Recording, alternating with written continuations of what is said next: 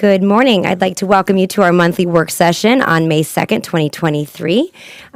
First today, we will start with Dr. Denise Cantalupo and Mrs. Millie Wheeler for Sarasota Suncoast Academy renewal.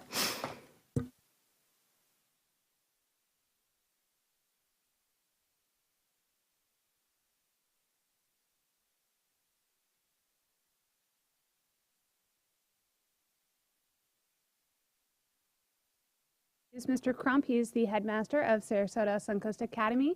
He's here to discuss their renewal. You guys should have received some information from the Charter Review Committee in your read ahead with our summary of their renewal cycle. And if you have any questions for us, we're happy to answer, but I will hand it over to Mr. Crump. Thank you very much. Welcome, Mr. Crump. Good to see you.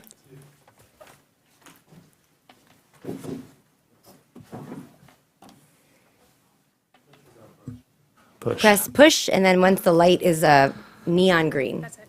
I think we're good. All right. Board Chair, Board Vice Chair, Superintendent, Attorney Duggan, and other community members, thank you for having us. I know we're doing this a year early, and we're appreciative that we're able to kind of come before you all and hopefully get a 15-year renewal kind of done and over with. I do have a presentation that I'll be sharing with you all. So Sarasota Suncoast Academy was started in 2004, and inside of that we've had 19 years of excellence as a school. We started with 99 students, and we currently have about 822 students. So over 19 years we have grown. We've been an A-rated school for 14 of the 16 years that we've been able to be graded by the state. 2 other years we were a B school. We're recognized as a responsive classroom school. It is a Northeast approach to learning that really concentrates on cooperation, assertion, responsibility, empathy, and self-control inside of also the academic pieces. And so those are spread out throughout the school day. It starts with a morning meeting. We'll talk a little bit more about those things as well. We are a high-performing charter. So 2.5% of our funds instead of 5% of our funds do go to the district. We do have 18 years of clean audits. I know there has been some conversations and some emails and some letters that have been written to you all. I would say look at all of our audits. They're all clean. We do pay our staff really well. We do take care of our staff. So I think from that standpoint, all of our audits are free. They're loaded onto our website. You have access to those, but they have always been clean. We've never had anything come from the state or from the district saying there was an issue or a problem. All right, so we have had consistent and excellent leadership. I have been there for 19 years. I would say I'm probably the not expert when it comes to value and judging myself. We have hired really good people. And so I would say our teaching staff is amazing. I would say our staff at Suncoast Academy is top notch. They make me look a lot better than I really am as an administrator and as the head of school. I listed our board members here. So Mitch Burks, he's been a teacher in Sarasota County. He currently is a teacher in Arkansas. We have Greg Greiner, who is the Chief Financial Officer for Charlotte County Schools, and he's been there for 19 years. And so some of the financial issues and problems that have arisen from the community, not from the school, I would say we have somebody that is an expert inside of that. And so we have dispelled all those rumors and everything that we've sent to you all. There's been nothing that has been solid evidence, and I would submit to you all that the country is not the country anymore, unfortunately, and where we were at used to be country. So the community surrounding was not happy that there was a church built. Then they weren't happy that a school went in. Now they're not happy that there's an ALF going in.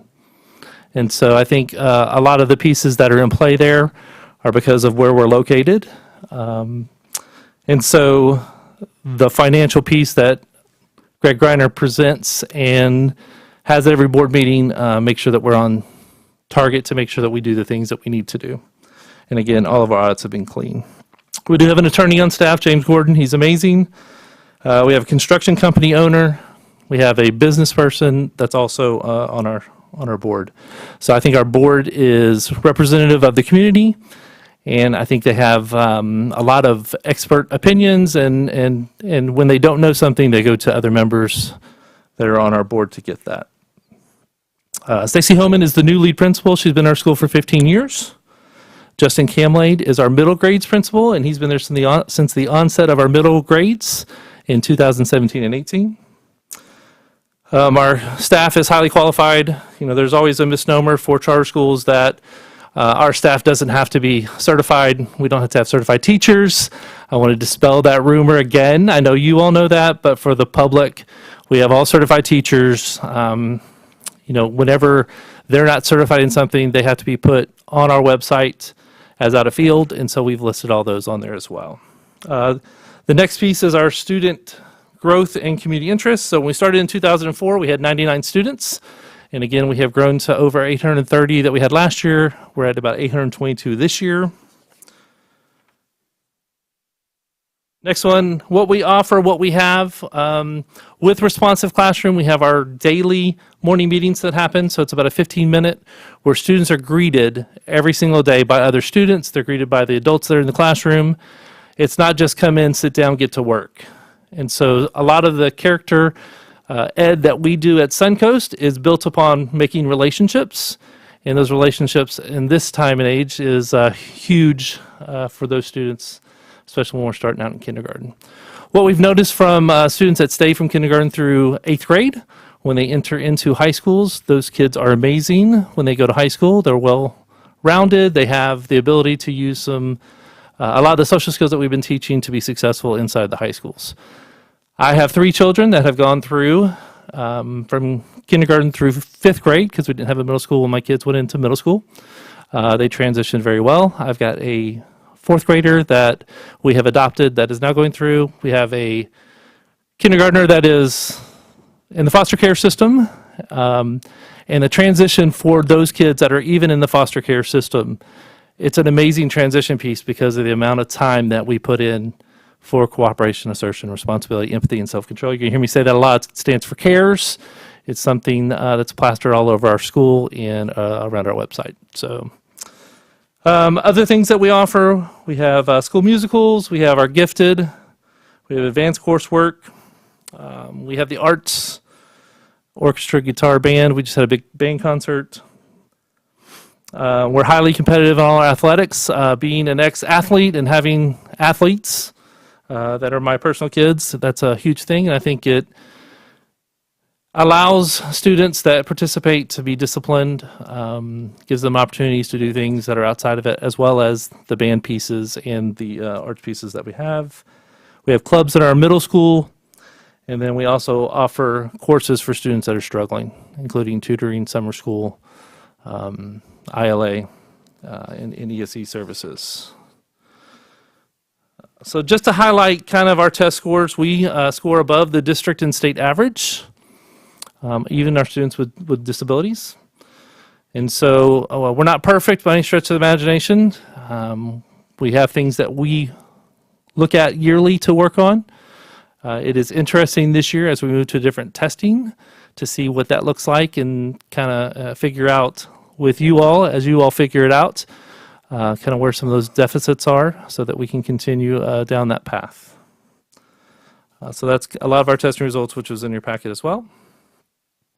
We do partner with Sarasota County Public Schools in a lot of things. So the referendum, I can tell you, the last 3 referendums, Steve Crump has been front and center working with members from this board, members from the community, trying to make sure that the amount of resources that Sarasota County Public Schools, not Suncoast Academy, but Sarasota County Public Schools has, to make sure we're able to work with you all to make sure that we can support everything that goes on in Sarasota County Public Schools as well as Suncoast Academy.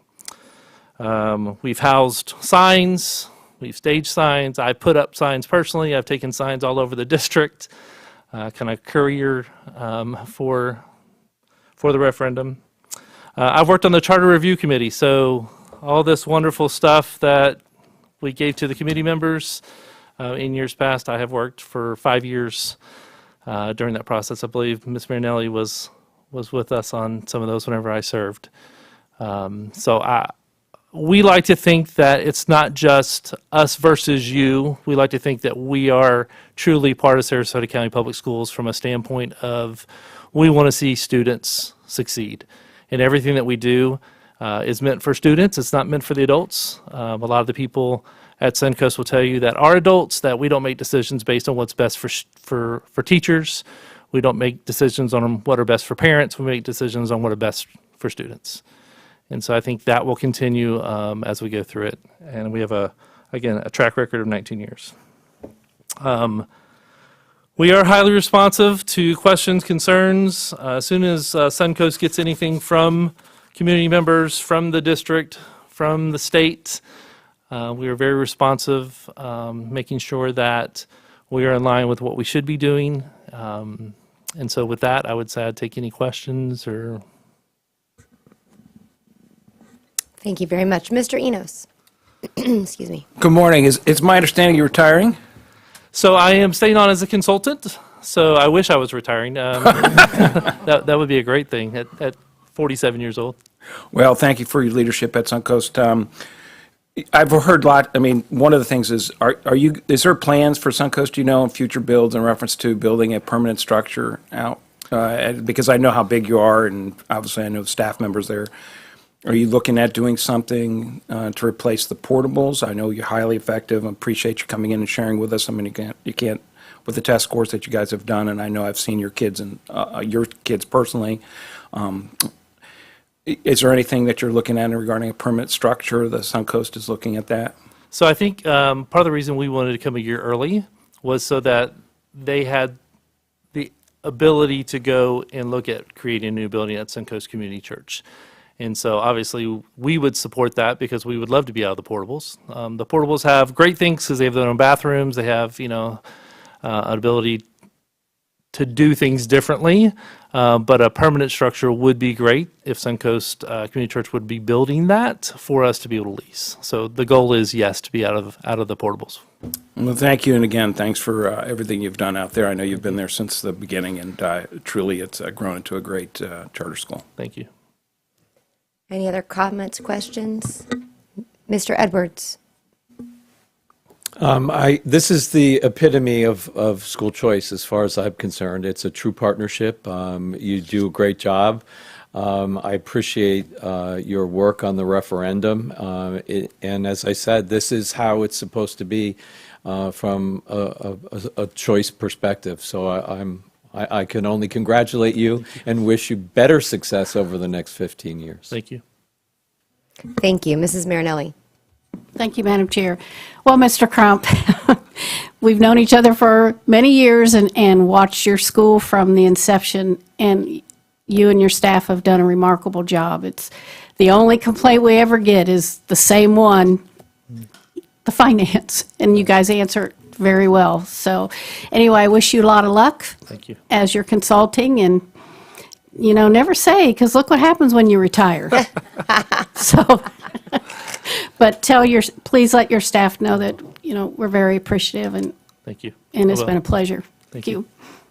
Well, I want to echo that as well. I think that you're the epitome of the great partnerships that can be charter schools. You're front and center. You're very much a visible part of this community, and I appreciate everything you've done. And I know many of the families who are incredibly happy with their experience there, which is what it's all about. So looking forward to moving this forward and the continued partnership. Great. Thank you so much. And I don't see any more comments, so that will be, unless you have any other items. Thank you so much. Thank you. Moving on to item number 2 is building resiliency to improve student outcomes. I'm going to have Dr. Foster kind of lay out the overall, because we have 180 minutes for this, but I want to maybe to make sure we get through all of it, how you'd like to structure that. All right, absolutely. So over the course of the last probably few months, we've had some public comments, some questions regarding both discipline and safety and security. And so we brought that back to our cabinet level and had lots of discussions about different things that we could do within our school district to potentially address some of these concerns. So The goal of the next 3 hours is to share information related to a lot of topics connected to both discipline and safety and security, and then to have a workshop opportunity for us to brainstorm and come up with different solutions of what we think would be best moving forward. We want to provide opportunities for all of our students. So if students are having some discipline concerns, we want to make sure that we're providing the support for our students so they can get back on the right track and find success within our school district. And so today we have a great team. They've worked really hard, and there's some other people, and I'm sure they'll share as well, that have been working behind the scenes. We've had school-based administrators as well. I know Dr. Clayton is a big part of this team, and she is unfortunately under the weather today, so she is not here, and I'm sure Mr. Cantis or Ms. Jacqueline will be addressing that as well, but I know she would love to have been here today to be part of the presentation. She worked really hard behind the scenes. So with that, I'm going to turn it over to, I'm not sure who's going to start us off, Ms. Jacqueline. Okay, good morning. That was a beautiful introduction, almost everything that I was going to say, but you just said it perfectly, so thank you. So good morning, Dr. Foster, our esteemed board members, our community. We are really grateful to be here today. I think we've done a number of presentations, at least our team has had the opportunity to do a number of presentations, and this was probably my favorite one to put together. As you can see from looking around this table, there are many stakeholders that are invested in today's discussion and today's work, so that's the exciting part of today. We are really grateful to be here. We want to have a productive and meaningful conversation that will lead to improved outcomes for all of our students. Today's discussion is multifaceted, and you are going to hear highlights from a number of departments that are all here to support our students' achievement. Some of our topics that we'll discuss today include things like SESIR, our alternative learning centers, our resiliency standards, counselors, our LEAD program, and safety and security updates. We hope that you all will leave here today with us having met 3 key objectives. Those 3 key objectives include, 1, we want to demonstrate the power of collaboration and what can happen when we truly stay solution focused. And over the past 3 or 4 weeks as we've planned this, we have always committed to seeking solutions. We also want to be innovative in our discussion. We want to discuss ideas that are ultimately going to help our staff be able to teach and educate every student, and we want to have a focus on student outcomes. We also want to reflect on our collective progress that we've made over the past several years. We want to share our insights about the future, and most importantly, we want to seek your feedback and have some direction about what our next steps are going to be. So, without further ado, I'm going to turn today's presentation over to our secondary executive director, Mr. Steve Cantis. All right, good morning. Oop, let me hit the button. Good morning, everybody. Thanks for allowing us to be here. Could we hit the next slide there, please? Okay, so I'm just going to walk you through the agenda today and tell you what it's going to look like. Deb mentioned some of this, but we wanted to have an opportunity to talk about SESIR. SESIR is a School Environmental Safety Incident Reporting, and there's been massive changes in the way SESIR's being handled in the state of Florida since Parkland. And I would say we're really proud of the work we're doing and how we're managing through the SESIR process, and Mr. Overbay will be explaining that. I'll have an opportunity. Dr. Clayton was going to present with me. She's very much under the weather today, so I'll be presenting the 45-day placement piece today, just an opportunity to talk about alternative discipline options that we may want to consider. Ms. Jacqueline and Ms. Coker will be discussing resiliency education and counselor needs, and we have Brittany Rutherford here from Student Services also. She's kind of managing the PowerPoint, but she'll be jumping in on some of these. Also, Chief Lorenz, thanks for being here. He's going to discuss the Law Enforcement Against Drugs Initiative, and that's called LEAD. And then finally, Mr. Dumas, our Chief Operations Officer, will discuss safety security proposal around security monitors and bus aids. I want to say that at the conclusion, hopefully we'll have a conversation today about the total package here that we're talking about. We hope to help you understand some of the challenges related to student behaviors and supports. I also want to just note that we have a lot of information to share. We gave you a large packet, a lot of information I'm sure that you have had an opportunity to review. And so as we work through it, we'll try to work through it very efficiently, but we're open to that conversation and questions, so don't hesitate to jump in whenever you feel like you need to. Okay, so I'm going to turn it over to Mr. Overbay and take it away, please. Good morning. It's a pleasure to be here. I'm Jason Overbay. I'm the school safety specialist. What I'm going to talk about a little bit is the laws that have been passed and how it has affected school safety and everything that we're going to talk about today. The first slide that you saw was a gear. That's an important thing of what we're talking about today, is how all of our different departments have meshed together to come to one cohesive group to help students achieve. And it's really an amazing thing what we're doing here in Sarasota County. So we all know that you can advance the slide to the stuff. We all know that in 2018, we had the tragedy at Marjory Stoneman Douglas. By March of 2018, Senate Bill 7026 had been passed. Without going into a lot of detail on what that bill did, it really just kind of laid the framework for school safety, for SESIR, for threat management, threat assessments, all the different things that are what we are going to discuss today. Then in 2019, we had the grand jury report came out. It was very critical of a lot of different things that were going on inside of Broward, but they pushed it out as a criticism of a lot of the districts statewide. And then we had Bill 7030, which cleaned up a lot of what 7026 had put in. And then in 2020, we had Alyssa's Law come in. What's important for 2018, 2019, 2020 is that Sarasota County has been ahead of all of these bills with everything that's come out as being requirements. This county has always been ahead of those compliance rules. Yes, Chief Enos, I see you smiling. I will say that in 2019, Chief Enos did do the smartest thing he ever did, which was hire me and bring me into the district. In 2021, we had Senate Bill 590, which changed a lot of what we're doing with parental rights and their needs for notification and involuntary examinations. 2022, we had House Bill 899 that was signed into the law, which required the district to adopt a reunification plan. We had already done that in the year prior. It also spelled out that charter schools were to report to the office of our Office of Safety, Security, and Emergency Management on all of their safety and security needs and requirements. 2023, if we could go ahead and switch the slide, we had House Bill 543 just signed into law. And we saw a lot of changes come with House Bill 543.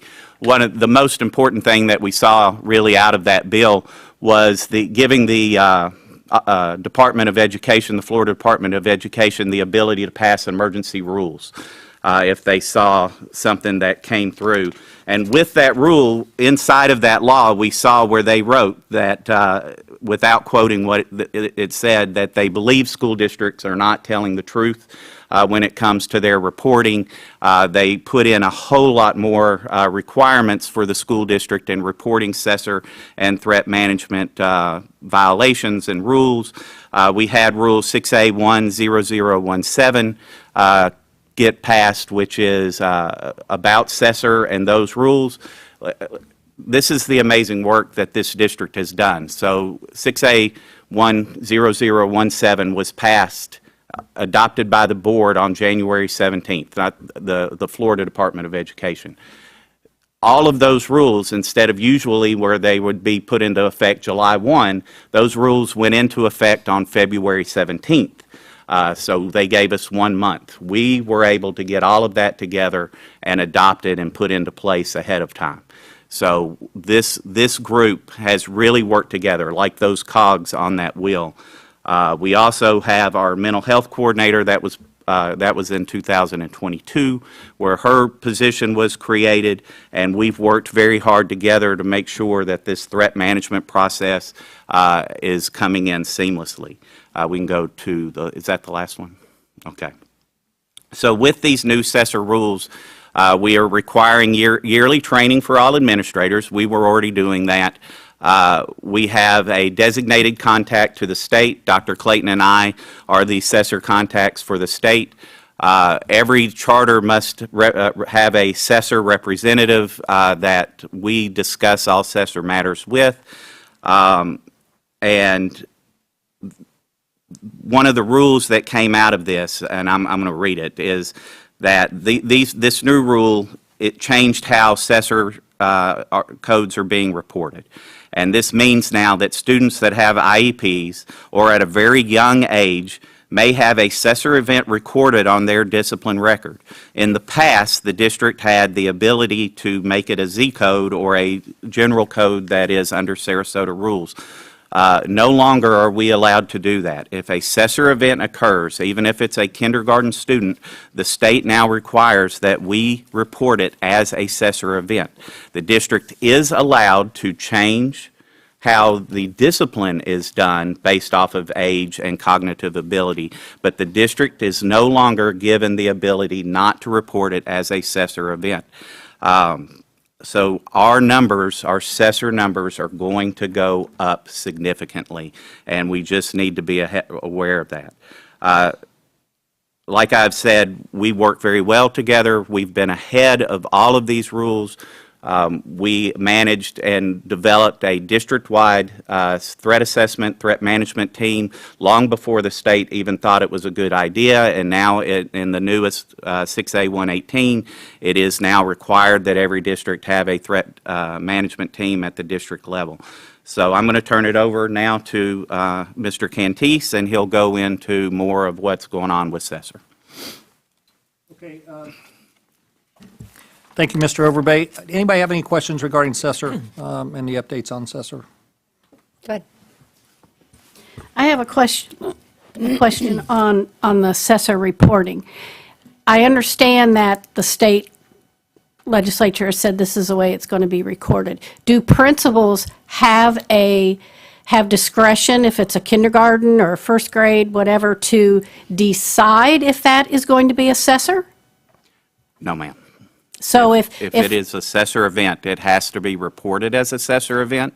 But what determines this if it's a SESIR event? That's what I'm getting at. We have 26 different SESIR codes, and if it meets the definition of those 26 codes, then it has to be coded as a SESIR event. I guess I'm just really digging down. If I look at a kindergartner and some of their behaviors that they do, which could be age appropriate but not appropriate behavior, would they have the flexibility to say, I'm not going to deem this as a SESIR report, but I'm going to take disciplinary actions and call the parent and bring him in? No, ma'am. No. The state has taken that away at this time. Wow. They understand that the numbers are going to go up, and our hope is that the pendulum swings, right? And right now, it's the belief that these things are not being reported. It isn't Sarasota County that has ever come up in any of these hearings. It's other districts, which I won't name because we're on TV. But they have not reported properly. So I think as the mechanisms get put into place for automatic reporting, we have monthly reporting now. There's going to be a portal that is put into place for threat management and for SESIR. Once those things get into place and the state starts becoming comfortable with how these events are being reported by all the different districts, we should see that there is more leeway given to a principal. But right now, we don't have that. There's a couple more comments, but did you, I know that I saw you lean forward, and I don't know if, and Mrs. Rose. So. Just to kind of piggyback on what Jason was saying, so just an example for you, when it comes to our behavioral threat assessments, previously, before this legislation was passed, if a kindergartner, for to say, were to become upset and make a verbal threat because there was an altercation on the playground or something like that, and make a verbal statement like, I'm going to kill you, because they're upset. Previously, the team would be able to come together, that threat management team, and determine that it was a transient threat. There was no warrant. That child was not capable of carrying out that threat. And the local code of BTA could be put on the event form, and no disciplinary consequences or supports will be put into place. And now age or cognitive ability does not factor into that. So if that threat is made, once it's investigated, if the team determines it was a threat, it is going to have that SESIR code. Thank you. Mrs. Rose. Thank you, Madam Chair. Are you saying that every SESIR code has a threat assessment team that comes in before there's a SESIR code? So for the SESIR event of a threat, yes, there's a threat assessment team at each school, but there's several SESIR codes. So I was just speaking to the threat assessment portion of them. Okay, so every school has a threat assessment team, and that's where I wanted to direct my question. What kind of training goes to that team? And I want to preface that question with having worked with numerous assistant principals. They come in, and we tend as an education system to have layers of responsibility that go in a multitude of directions. And the trend that I've observed over the years is the investigation is less than ideal. And when you have appropriate guidance and leadership that peels away all the layers, that's what I call it, it can look completely different in the end. So what kind of training is going into those threat assessment teams, and how do we know that the training is having an impact that focuses in on us being as fair as we possibly can to 5, 6, and 7-year-olds, because what you are sharing is what I would expect you to share, the legal side, the compliance side. I'm looking at the actual child side, where I could imagine and have experienced very much in a trend of how we behave as educators, that what gets laid out to you in an event that happens at a school can look completely different if you spend more than an hour or two looking into it. And sometimes that actually takes multiple days, and you get a completely different picture. So my focus is child focused and still respecting the compliance piece, of which I totally would want you to be coming from that angle. But I think there's more to the picture. So I'm looking at how confident you are with what is happening, with how deep our teams, committees, whatever you might want to call them, or how you're identifying them, are investigating a situation to really get to the bottom of what happened. Because words are one thing, how you landed to say those words can beckon a completely different picture. Well, I know that Deb and Mandy are going to talk about a lot of things here in a little bit that go more into what you're talking about, but our focus is always the student first, and compliance is very important, and we want to make sure that we are always compliant, but our focus is always students. I have 2 kids that are in Sarasota County schools, one in middle school, one in elementary, and we look at this, every one of these incidents, we always focus on that first. So when we do these trainings, and a lot of the training that we've had to do recently is because the rules are changing so frequently. 6A118 for threat management has probably changed 9 times just in the last year, and that's not an exaggeration. 6A117, which is SESIR, has changed twice just in the last few months. So a lot of what our training is to make sure that we are compliant, but when we do our initial training, and I see Mandy's ready to go. So when we do our initial training, it's always student-focused. All of our training is always student-focused, because as our group, that's the most important thing to us. And please know, I'm not against or opposed opposed to compliance or rules. I probably more lean towards the OCD when it comes to them. However, I'm very interested in my experiences with a multitude of administrators and what it really takes to find out what's going on. And words are one thing, but how 5, 6, 7, 8-year-olds landed in a situation can quite frankly, and consistently ends up looking completely different. So I'm very interested in that piece you're presenting. Thank you. Thank you. Mr. Edwards. Thank you. I'm 100% positive you're student focused all the time. I mean, that's part of what seemingly is the problem, that people gave a little wiggle room to what was an innocent, emotional outburst and tried to make sure that it was appropriately handled but didn't follow the student. My question is, will those ESSER codes follow on the student record right on through to college? So yes, the SESIR codes are part of the student record, and they do follow. That to me is where the pendulum's swinging in the wrong direction, to make sure that no one slips through the cracks if they're legitimately a threat. But the problem that our students are going to experience for what seemingly is growth in emotionality that all young children experience, that's pretty significant. Next, this significant increase in codes and that our assessments will increase, how does that affect these teams? So what may happen once a week, will it now happen 7 times a day? And how will that affect head count? And if people are coming together to be a team, does that take them away from instruction or their core jobs?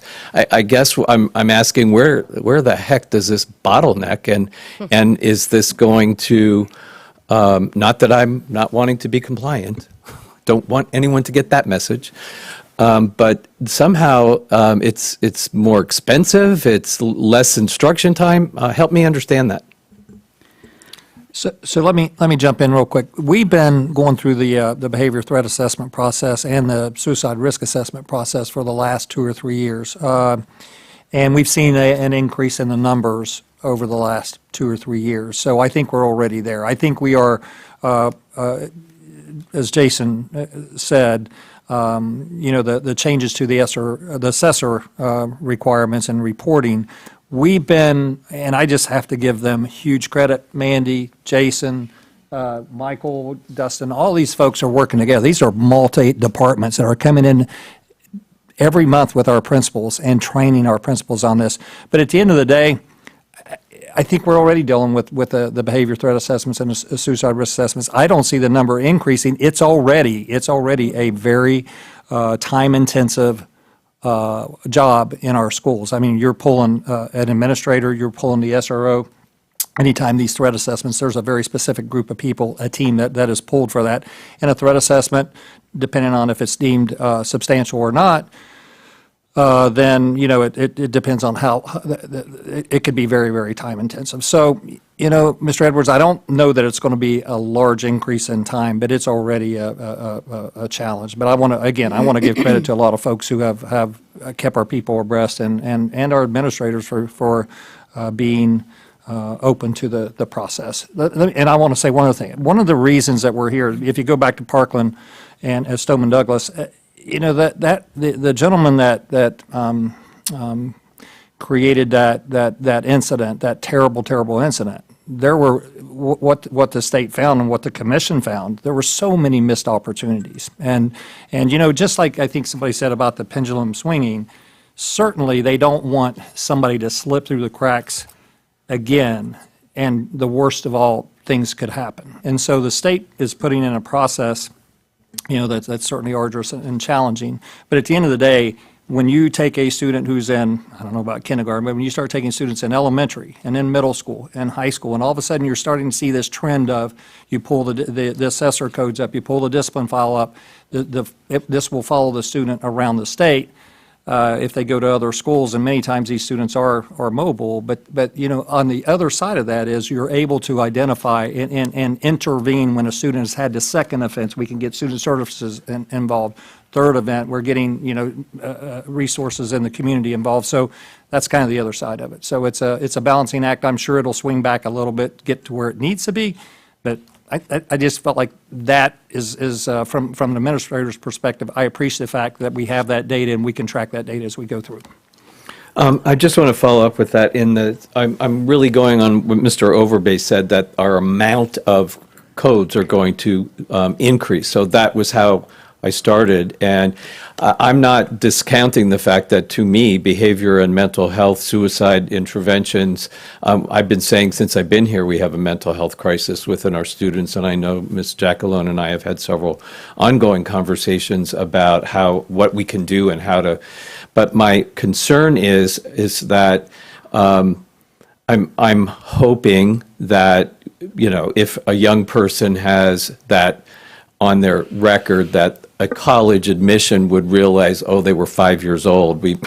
That's completely understandable, and move on.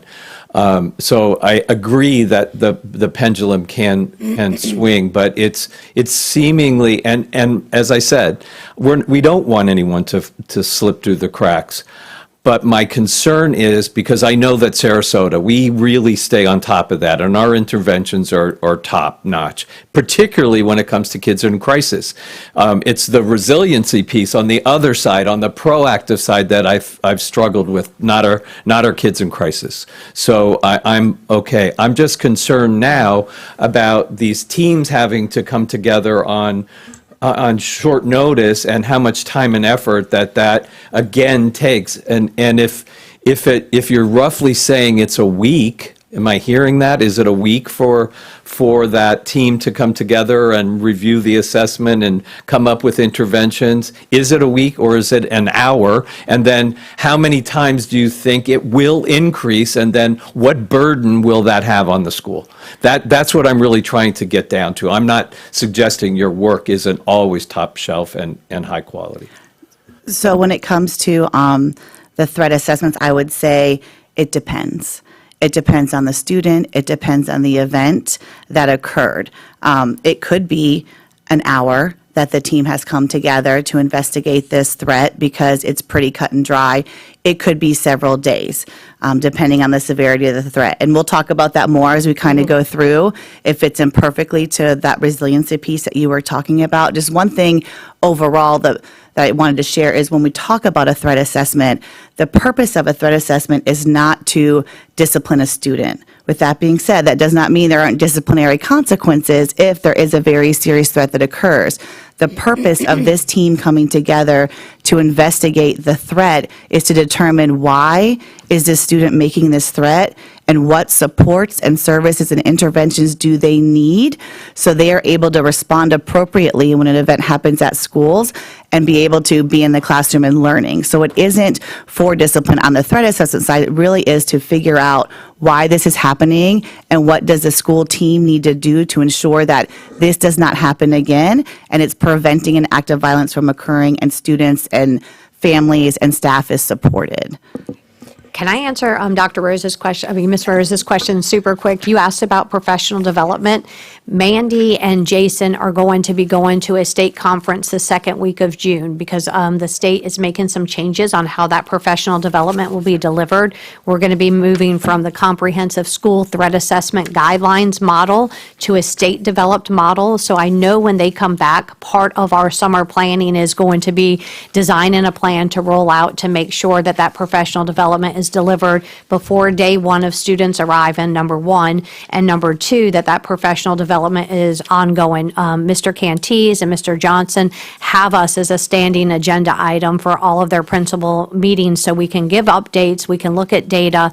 That's one thing. And then the second thing that I think is A nice caveat to the way professional development is done as we assess threats is that it is with that team approach. Mr. Canties alluded to the fact that there's always an administrator on there, but the state actually does require that 4 people assess that threat together, and that's an instructional member, an SRO, an administrator, and then somebody with mental health expertise. And like you were saying, it is really important that that instructional member, it's a best practice, has working knowledge of who that student is, because that's part of the initial assessment of the threat, like talking it through. So I just wanted to acknowledge your So, question. and I'm going to, Mr. Sorry. Canties, when he said, do you have any questions about SESIR? I'm like, okay, we're going to be here for a while. So, but no, they're all good questions. And I know there's a couple people up here. So I know there's a lot, and you'll see that this is so multifaceted that a lot of elements, but it's a good starting point.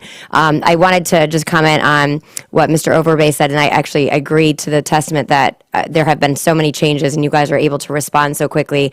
The feedback I've gotten, and I think Mr. Canties summed it up pretty well, is that there is an awareness that this will elevate records of and situations that may be undesirable when we talk about particularly a younger child. And I believe that there have been a number of people, including myself, raising this concern to Department of Education. My understanding is that it's more on the aggregate trend aspect, and that doesn't necessarily mean that there wouldn't be a correction. I'm not saying that that's done as a done deal, but the opposite side of it was that there were, and we know there are some counties, which we will not name, well, as not Sarasota, that the numbers were not adding up with actual realities that were happening in classrooms. And so I think this is truly the pendulum, and I think there's an acknowledgement, this is the pendulum swinging, but I don't think that there is blindness to the potential impacts it could have to someone's record. And my understanding is that yours are open to remedy that, whether it's appeal processes or whatever. Not that we want more of that, but just this is kind of the first step. But I wanted to thank you guys for responding really quickly to that. I know other questions I had are going to be, I think, covered in the next steps. But I have Mrs. Marinelli, Mrs. Rose, and Dr. Foster. So Mrs. Marinelli?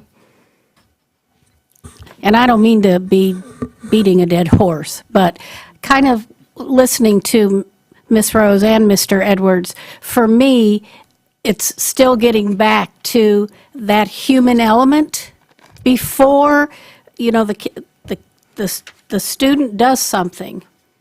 And I've been there when, it's a lot of times the same kids doing the same thing, and you're just like over that behavior. But that human element, before you even decide if it's a SESIR, that's what I think I'm following up with Ms. Rose. Is that human element making some of those decisions, sometimes out of the frustration of the behavior, before you determine it's a SESIR, especially on a 5-year-old? And I know they're working on it, but I just have, a real problem with that. But I want to make sure that at the school level that decision is really being made of thinking, with the intervention piece, can we help this kid, or do you need to determine that it's a SESIR? That's where I'm at, and that training for that, and to allow that human element of that frustration to not come out on a child that's 5, and they've deemed that because 5-year-olds touch each other, they fight and they yell things that they have no control over. That's part of our job, is to teach them that they're not getting a SESIR because they touched another kid. Yep. So without spending a lot of time on the 26 different rules and how they've realigned them to meet state statute, the training that for SESIR, that administrators are given, if we're talking about 5-year-olds touching, the rule for that is specifically if administrators can break the fight up without physical intervention, it's not a SESIR event. So there is leeway on how the rules are written, and there's a website that the administrators know that they can go to and look at their examples and what the examples the state has to see how they fit, and so there is some leeway, especially with the younger ages. But the issue as we're explaining it now, is if it does meet the SESIR code, that there isn't the ability of the administrator to lower it to a Z code or a school general code. They have to report it as a SESIR event. The discipline, they are allowed to discipline how they want. As it's been explained, the threat management team is separate from all of that, right? So the threat management team looks at these events as they are to find ways to help the student.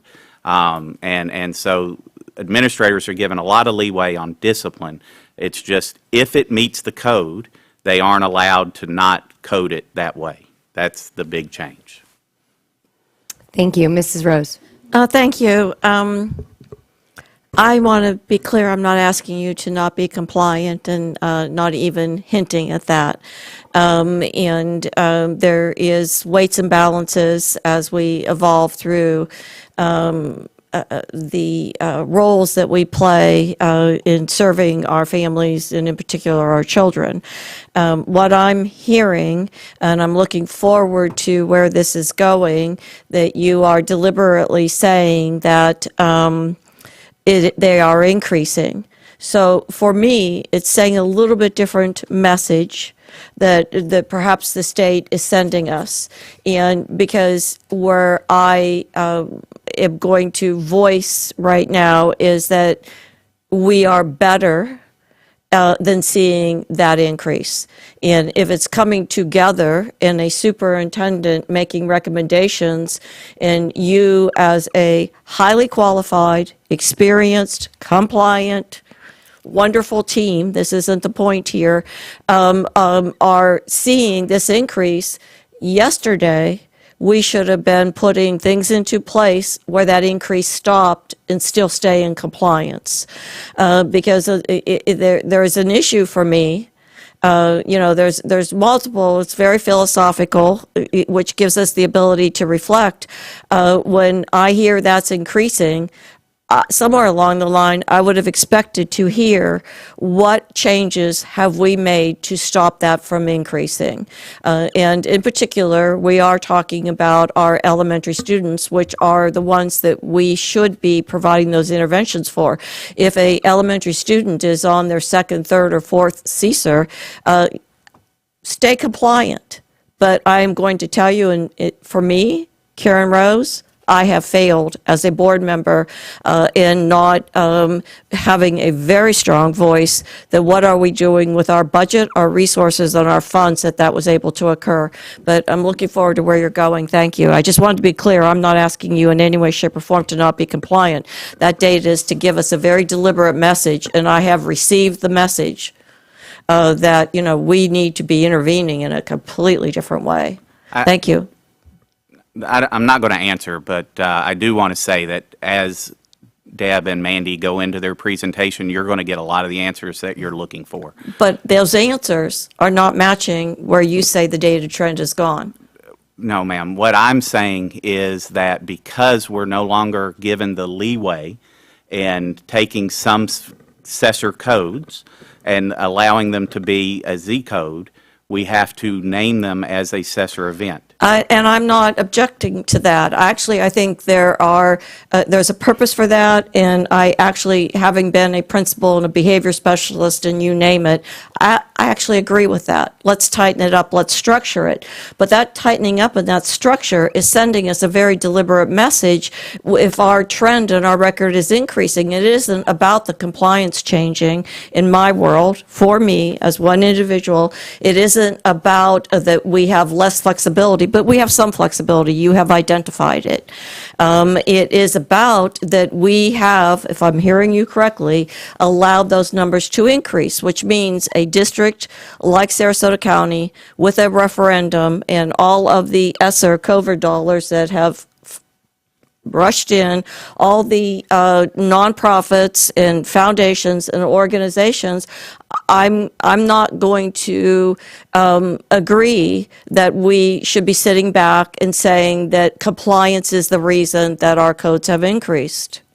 We have the resources and the expertise and the experience that when that starts increasing, we need to come together and reflect and revise and pivot so those numbers are no longer increasing. From my standpoint, I'm seeing that more as the intent of the state, not to lock us into, because you are saying there is flexibility, and I'm very interested because that's a little bit of an oxymoron, what you just said, that we have compliance, but yet we have some flexibility, because we're talking about little human beings. But please, and I'm not disrespecting, you have enormous expertise and experience.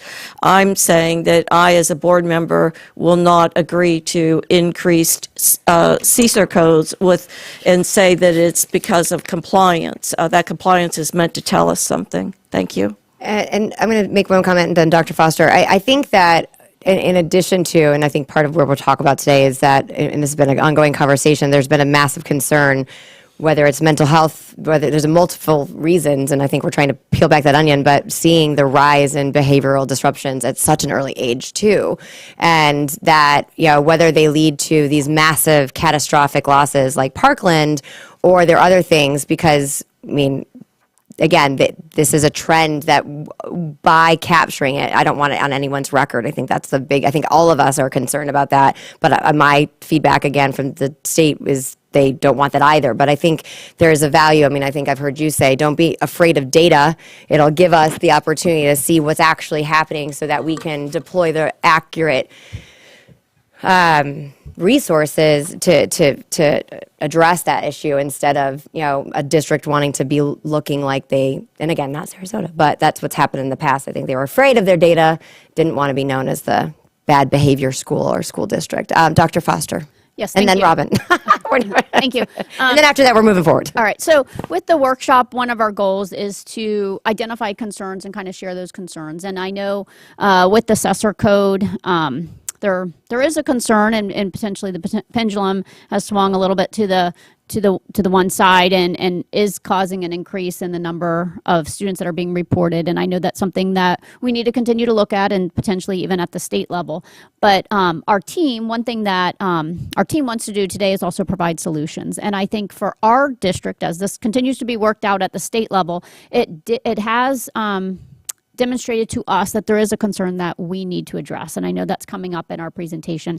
I can, speak from being an elementary principal. I started as an elementary principal in 2008, and, started in the district back in 1997, worked most of my time in elementary schools. We used to provide intensive support from our certified school counselors. I'll use at the kindergarten level, we'd have Kelso's Choices, and the goal was that was done within the first week, 2 weeks max, so that every single student in kindergarten understood different ways to respond when they dealt with conflict. Our ratios, and that's coming up later in the presentation, unfortunately, our ratios are not matching the needs of our kids today. And so that's one of the solutions that we want to bring forward. And I think in trying not to have kids end up with SESIR codes, our ultimate goal is that they're not doing some of these behaviors that would be coded as such. And we really want to provide that preventative information to the kids so that we can be proactive and on the front end. And so I think with everything that's being shared, what we're learning is there are things in our district that we need to address, and this has shed a light on an area in our school district that we definitely need to kind of put more attention, more resources toward. So I know they're going to speak to the guidance counselor piece, but that specifically at the elementary level is something that I think we're hoping to come out as a solution in all this. Perfect. Mrs. Marinelli, and then we will move forward. I'll be very quick because I know we have only done the first part of the presentation. Page 2. But this has been very informative, though. But I just want to just be not wordy. But obviously, we need to look at the way we staff schools differently, because it is a different ballgame out there. And that's our job as a board, to make sure that we look at things differently. So I'm going to be questioning these budgets, because I want to make sure that the schools are staffed appropriately to meet the needs of these kids. So we don't have them on SESIR, and everybody gets to teach and our kids learn. So we're going to be looking at things differently. I'm done. Okay, page 3? No, I'm kidding. I don't know what, so go ahead. Okay, so I'll continue. I want to reference this packet. You all would have received this packet. I don't know if you had a chance to take a look at it. I won't be spending a whole lot of time in the packet. This is going to kind of help you with some information that'll help explain the conversation we're about to have in this second portion of our presentation. So, first of all, let me thank Dr. Clayton in her absence. She's worked incredibly hard. She's been on the front line of all these conversations around discipline, and she is super competent. And truly, I don't know how I would do my job without her support and her team. Brooke Teal and Patty Goldsmith, her admin assistant, is amazing at carrying the data. We push data out every 2 weeks to our schools on discipline. We have these conversations at every principal meeting. So certainly this conversation is appropriate for us today. Brittany Ruthford sitting right here, she's very helpful with us in student services. She kind of guided us through the PowerPoint. She has great business skills, but at the end of the day, she was very instrumental in us pulling this together. I also want to mention that we had 4 administrators on the team as we were looking at this next portion of it. We felt like that was important. They went back, got feedback. They would bring it back to each of the meetings. Dr. LaShawn Frost at Booker Middle, Charles Elsey, he's an AP at Woodland Middle School, Greg Rumpf, he's an assistant principal at Booker High School, and then Melanie Ritter is our director at Triad, and she provided great insight also. Okay, so let's understanding the district data, kind of focus on 4 areas. I'm sure it's 4 areas that you all have heard a little bit about over the last few years. And here's where I want to start. You know, when I started thinking about this presentation, and I started just digging into, you know, the kind of continue to dig in the root causes. We talk about this all the time. And you think about pre-pandemic, post-pandemic. And our kids really suffered during the pandemic in this country. They suffered mightily during the pandemic. And so as I look at the research that's out there, and there's a report after report after report after report on this. This is a national trend, it's a state trend, it's a community trend, and our district is certainly feeling the same thing. It's not hard to find the information out there. So what's lacking right now, I think the opportunities to respond, and certainly the use of ESSER funds is an appropriate use of that money, and we advocate for it all the time. But, you know, our students truly have suffered post-pandemic, and it shows up in our data. In Sarasota County, we've seen serious discipline behaviors, more intensive discipline behaviors than we've seen in the past. Although the numbers might have increased some, it's really the seriousness that also concerns us. We have seen in this, again, I think a national trend, we talk about it all the time, but our efforts have been to substantially increase mental health supports and behavioral supports, and we've targeted a couple of very specific areas in schools, and we've, working with Deb's team and Sonia's team and our school police, we've been able to make impact at a couple of schools, and we've seen some positives there. So that's a good thing. Some of the causes from my research on this, student isolation and lack of adult supervision during the pandemic. Students were left with TVs and telephones, or cell phones, right? Not telephones, cell phones. I'm aging myself, aren't I? So then an increase in the reliance on social media for entertainment and socialization. That's a real thing for our students, and that isolates them away from their friends and those socialization skills.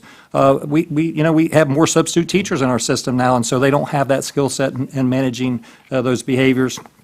And certainly the hiring of school police officers and even mental health counselors. We pushed the money out there over the last couple of years. It's been hard for the demand to stay up with or the actual staff to stay up with our demand. So we're catching up on that. So we're gonna turn the corner. We're gonna start seeing the corner turn on some of these things. But I'm gonna throw some data out there that I want to share with you, and just you can process and think about. Bullying and harassment, we've had an increase of 100, this is pre-pandemic, 18-19 to now.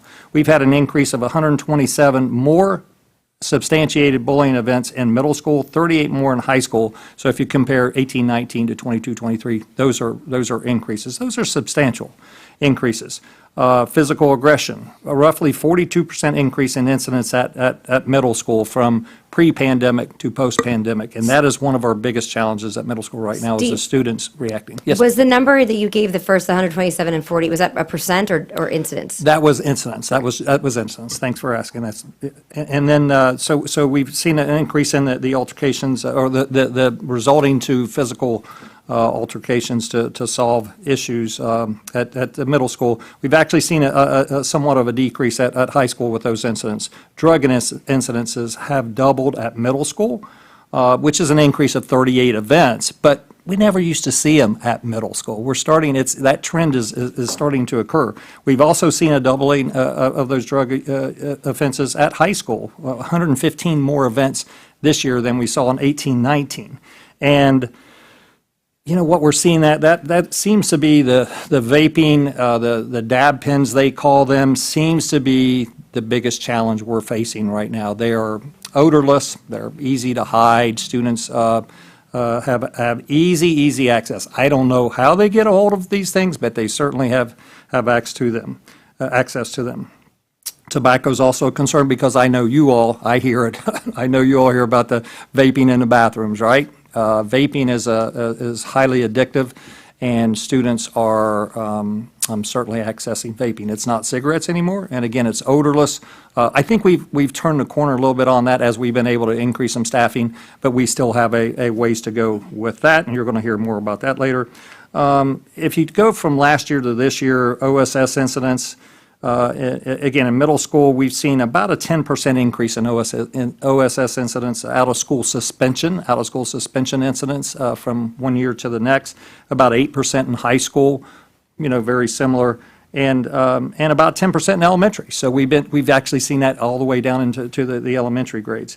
Second chance agreements, that's when a student may cause an offense or does something, a discipline event that could lead to a settlement agreement and then placed at an alternative setting. We have a second chance agreement, very tight on what the expected behaviors are in that second chance agreement.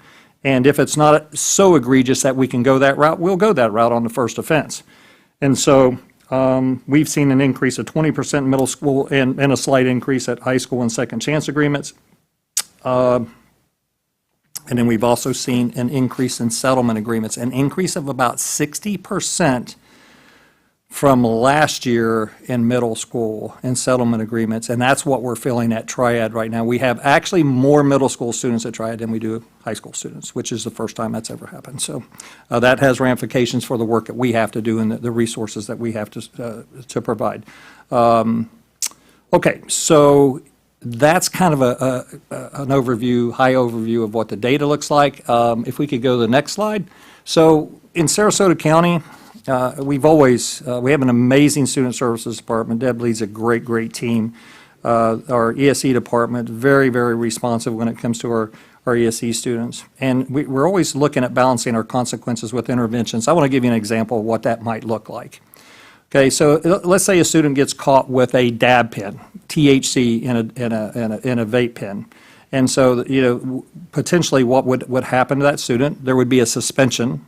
And this year we have increased the number of days of suspension for each of these events. About mid-year we started doing that because we're trying to send a different message to our students. They could get placed on a second chance agreement. They'll get a civil citation, okay, which comes with a fine. And then we would place them in teen court. We have a teen court. We have a partnership with teen court in all of our high schools right now. And then they would have the opportunity to see a student assistance program person through First Step or a mental health counselor, and that could go on and on and on and on, other opportunities, okay? Second offense, students automatically sent to Triad. We have about 135 to 140 students right now at Triad, which is really the top end of where we would want to be with Triad. We've met that number maybe once before that I can recall. But here's what I want to talk about, another opportunity. When you think about or districted schools and you think of triad. Triad's it's the nuclear option. 2 semesters of students are out of school. That's a long time for a student to be away from their home school. Ms. Ritter runs that. The Triad Center does a great job. We have really good supports over there. We've kind of identified a couple more things that we're going to try to plug in this year to make it even better.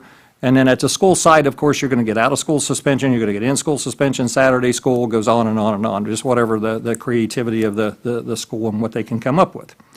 So what we're going to propose today is a 45-day intervention.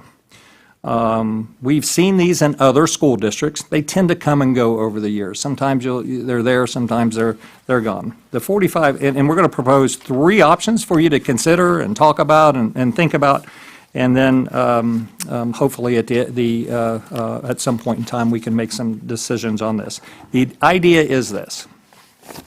We have a group of students who are perpetually have challenged behaviors. Okay? They're persistent. They occur over and over. I heard somebody say this previously. Same students doing the same things over and over and over. But sometimes it's not serious enough to put them out at Triad for a year, but it's certainly disruptive to those students who are sitting in the classroom. So one thing that we feel like would be a great option, that would be considering a 45-day placement. Now, what would that look like? We're going to go through a few different models for you. So first, where we started in this was, and certainly Dr. Foster was working us in this direction of considering different options, but it was, to her credit, was way up on her list of trying to help the schools manage their environment. If you create 3 45-day placements in North County, Mid County, South County, certainly transportation would be involved, food service would be involved, but we'd have to create 3 different environments, stand up 3 different centers. And the idea would be that we would provide, and we'll get into more what each of the programs would look like, or the commonalities in the 3 programs, but we would provide a place to place those students for roughly 45 days. That could give and take depending on the end of a quarter, end of a semester, just what makes sense on the student's behavior and what makes sense on as far as where the student is in their academic progression. So one option would be a 45-day placement. Let me grab another document here. I'm just spreading out all over the place here, Ted. So.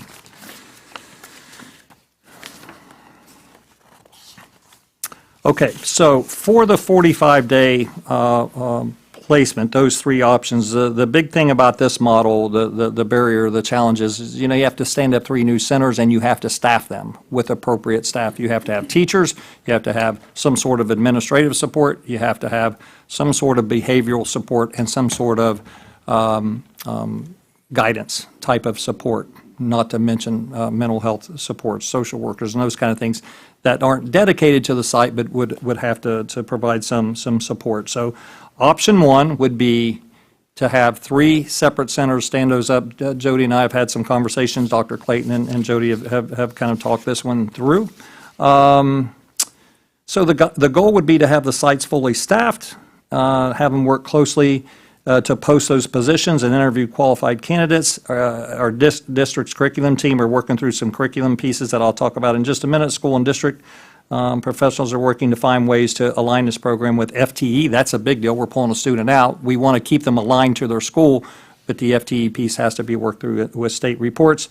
And then this is so important, a strong and clear transition plan as this student leaves his home school and goes to a alternative site, one of these 45-day placements. We need to make sure that we can keep them in the same place academically and get them back to their school in a not a good place, a better place than when they came out. So that's option 1. Option 2, we'll talk about cost here in just a moment, some broad numbers with cost. Triad North and South, we already have a Triad North. 80% of the students in our we already have a Triad program for our district. 80% of the students in that program are from North County. It's a long way, it's a long drive. Many parents just don't want that option for their students driving all the way from, you can imagine, Woodland to Triad. What we're proposing is another alternative would be a triad north at the current site, a triad south at another site to be determined. And the idea behind that would be that we could create a place where we could put not only those students who are going to be on a settlement agreement and placed there for a year, also students who could be placed there on a 45-day placement.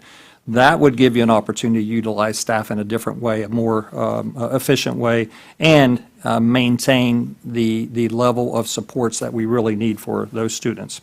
Okay, so again, I think that the challenge with that is we have to create a new site and we have to staff that site.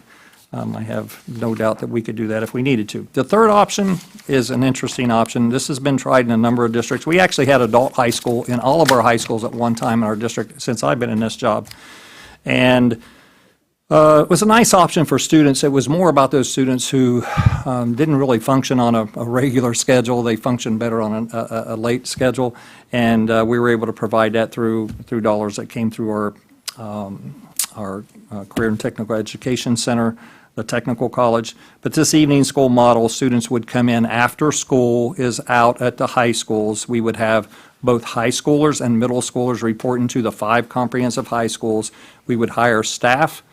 We would hire teachers. We'd certainly have to have SRO. We'd certainly have to have some sort of administrative support at that site after hours. But you could utilize existing staff and pay them contract to work those sites. A couple of the challenges with that, first of all, right now what we're seeing is it's hard to get teachers. They have been worked, to the bone over the pandemic. I mean, we have asked the world of them and they've delivered time and time again. It's hard to get people to work contracted services right now. And I think the second challenge with that is having middle schoolers on a high school campus, even if it is after hours. That's certainly a concern when we talk to our high school principals about that. So that would be option 3.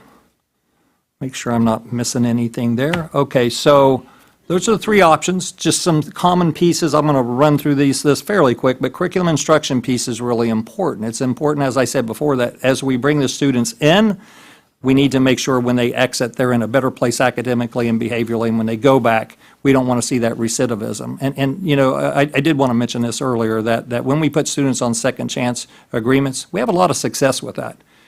The recidivism rate for that, just using that term, that's probably not a great term, but when, a student that might create another SESIR offense that would potentially put them on a settlement agreement is very low, 9% the last time I checked, and that was a few months ago.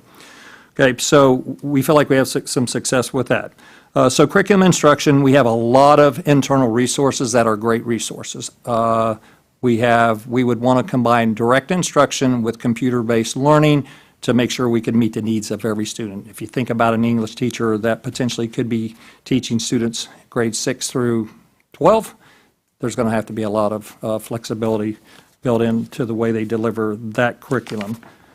The challenge with that is going to be the electives, figuring out how to operate with the electives. The second piece of this is transitions and supports, and I'm going to let Deb, if you would jump in on this piece here. Yeah, no problem. Sorry, Brittany or Mandy, I think we're actually ready to talk a little bit more about this, but I think one thing that Mr. Cantees highlighted is we really want things to look and feel different for our students if they are placed in the 40 to 5-day placement. So what are we doing to students as they enter those sites? What supports are we putting in place, and how are we intervening to break down every barrier that possibly exists for that student to be successful? And then most importantly, how are we building the skill set both academically and behaviorally that when they return to their schools, they actually have the skills to be successful? So Mandy, do you want to talk through a little bit about some of the supports and resources that we had planned to share with the team to consider? Yeah, absolutely. And I think it's important that it's kind of a general overview, because depending on what this pans out and looks like is going to be very dependent on the supports. We think that it's just super important that we're hardwiring a transition of supports for the students. So when students are coming to these 45-day placements, that the staff is working with the student and the family to identify any barriers that is in that child's life that's impeding on that student accessing their education.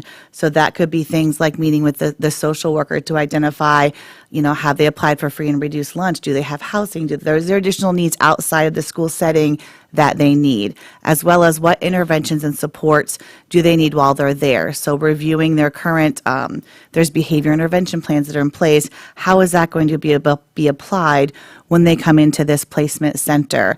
As well as when they've completed that 45 days and are transitioning back to the school site, having the teams being able to meet together. So the supports that rendered successful while the student was in that 45-day placement can continue on when the students transition back into the campus. Then the last piece of this, and then we'll certainly entertain any questions and concerns that you have or thoughts. I'm going to turn this over to Brittany Rutherford. She's going to talk about how we wanted to make sure that we embed a curriculum that is going to have a student work towards more leadership skills, and so when they go back on campus, they're not just a participant, they become a leader within that campus. Hi, good morning. So kind of expanding on what Mandy said, one thing that our team is really excited to present is the opportunity to provide targeted behavior interventions at these sites. As I've talked to different schools around the states, one common theme at these alternative ed centers is that when the behavior expectations and leadership skills are explicitly taught, the need for the behavioral support decreases. And I've talked to several schools that have the data to support that. We would like to be certain that students placed in these centers are equipped with a skill set by the time that they leave, that they can take back with them to their districted school. We have an opportunity to really intervene and create change with these students at these centers.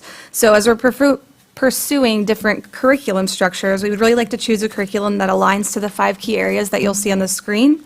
We most importantly are looking for an evidence-based curriculum that has proven success in behavioral improvement and that aligns to our current resiliency education standards. We would like the course that the students complete to be a credit-earning course included in their master's schedule to serve as one of their elective courses while they're off campus, and a course that teaches students the skills to be leaders. We really want to make sure that the curriculum that we choose generates measurable outcomes for improvement. Thanks, Brittany. So that's 45-day placement, and if you all have any thoughts or questions, or floor is yours. Dr. Foster. Thank you. Well, first of all, I want to thank the team. I think they did a great job of presenting the information, really, and looking at this concern that we have related to some of our students that are having some concerns within the school. This was really to focus, what we have recognized from our data is that we have a small percentage of students that are greatly impacting the environment for the majority of the students. So if you look at a comprehensive high school and we have about 2,500 to 2,600 students on the campus, we're talking about maybe 100 or so with these repetitive behaviors that are really impacting the instruction. So the goal in addressing and presenting these 3 different alternatives is to hopefully come up with a solution that is twofold. One is to help the overall school atmosphere, because we want to make sure that we're providing an environment for all 2,600 students to come to school and get an education and not have disruptive behaviors impact their learning. And then second of all, we want to really help those students that are showing these behaviors. And as we've already discussed today, typically when a student is demonstrating these behaviors, there's something else behind it. And we want to really work with the student, provide services, provide support so that we can get the student back on track. We want to get them back on track with their academic work, and also provide the support through whether it's the counselors, therapists, et cetera, to get them back on track with whatever else is driving the behaviors that we're seeing. So I really think this overall presentation is really to hopefully address all the students, and I think whichever one we land on, or if we land on one of these 3 solutions, I think could greatly impact all the students. And I don't know if you were going to break down there's a cost differential of the 3 options, which we could definitely. So these are broad numbers, but you can see we just kind of put the summary of the proposals up there. And at the end of the day, the first option's $4 to $6 million, and that does not include capital costs. That does not include the standing the centers up. That is a reoccurring $4 to $6 million, depending on how it's staffed, what that staffing looks like. That would be $4 to $6 million per year in support services, staffing, material supplies, those kind of things. And then same thing for the Triad South, we'd have to stand one up. This doesn't include capital costs, but it's 2 to 2.5 million, somewhere in that neighborhood. And then the evening schools would be 1.5 to 2 million or so. So that's kind of where those three, the differences in those three cost-wise. Thank you. Mrs. Rose? Thank you. Lots of information, very much appreciated. The things that come to mind for me are the staffing model is key to whether it can succeed or fail. If it's contracted out staff, the training, the consistency, the ability to get staff, et cetera. And also would be, before I would be willing to come to any conclusions, I would want to see where is there a model, and what were the costs and the elements of that model in the state of Florida. And even more importantly for me, the maximum amount to get the highest quality, looking at 4 to 6 million, where does that balance out with your plan for intervention to not get to this point? And what is the cost that you're putting into the intervention plan? Right now we're talking in isolation of a 45-day program, and we're not talking about it in the context of a whole budget. And my mind immediately goes to the pre-K programs that I went to visit yesterday at GOSIO, and phenomenal does not describe what is occurring there. Take phenomenal and, put it on steroids, and I suggest that every board member visit. It is beyond what the quality I could ever expect from a skill standpoint, a resiliency standpoint, and a academic. I was looking at students that you could arguably say were advanced, and this is at the end of the school year, entering into our kindergarten, which actually and potentially and should significantly reduce everything we've talked about to date. So given that the kinds of programs that are occurring there are not funded by the state, we're also talking about advocacy of what we do as a board, and what I would like to have our local delegates go and see what's there. It takes a lot to get me that excited in quality, and all I can say is wow. So if we're going to, which what we tend to do, I tend to do, and academic institutions tend to do, we tend to go to the end product and try to put our emphasis on fixing how things got to the point where they need a 45-day. So I'm not willing to come to any conclusions until I see models where this has worked, how they were staffed, how it's balanced with the amount of money that, and I love you asking for money, and I love you asking for programming, and this is awesome. Don't take my message, my individual message wrong, but there's got to be way more to it for me, and it absolutely involves that pre-K, because for me, that's actually the solution to never get to where we are on this end. I can't even begin to say, it gives me goosebumps of what I saw yesterday. So there's more information that needs to come my way in the context of a whole budget and a model out there in the state of Florida that we would put anywhere from the 1 million plus to the 6 million into, that actually shows it works. And one last piece, I was had the opportunity to listen to a principal and their desires and wishes. It happened to be Riverview at the beginning of the year, and she was referencing a program, I believe was in Fort Myers, and it was with the visit, with the looking at their model of a construction program, I believe, if I'm correct. Thank you, Mr. Edwards, for validating that. And that was a model that actually kept students in the school and surrounded them with high quality, high number of resources that were with them in real time. And having been a middle school principal for 14 years, and having brought in 45-day plus programming, I have significant experience in what it takes for that to work and what the inhibitors are. And I also find in our district that, and Mr. Cantis, this applies to you, you can't completely leave. You have to stay on some kind of consulting basis. I mandate it because the experience is something that we lose, and we keep learning the same lessons again. So for me, I learned a lot of lessons. I brought in 45-day plus programs and know where the successes can be and where the pitfalls are and the actual cost. So I would also be interested in, Mr. Edwards, if you had the opportunity to see that program, what were the costs of that in the data and the success rate. So I thank you very much for bringing forth a solution, but for me, it cannot stand in isolation in a budget and in the numerous resource. We have a golden opportunity right now with ESSER dollars, which aren't sustainable beyond that, but those ESSER dollars allow us to try things that in,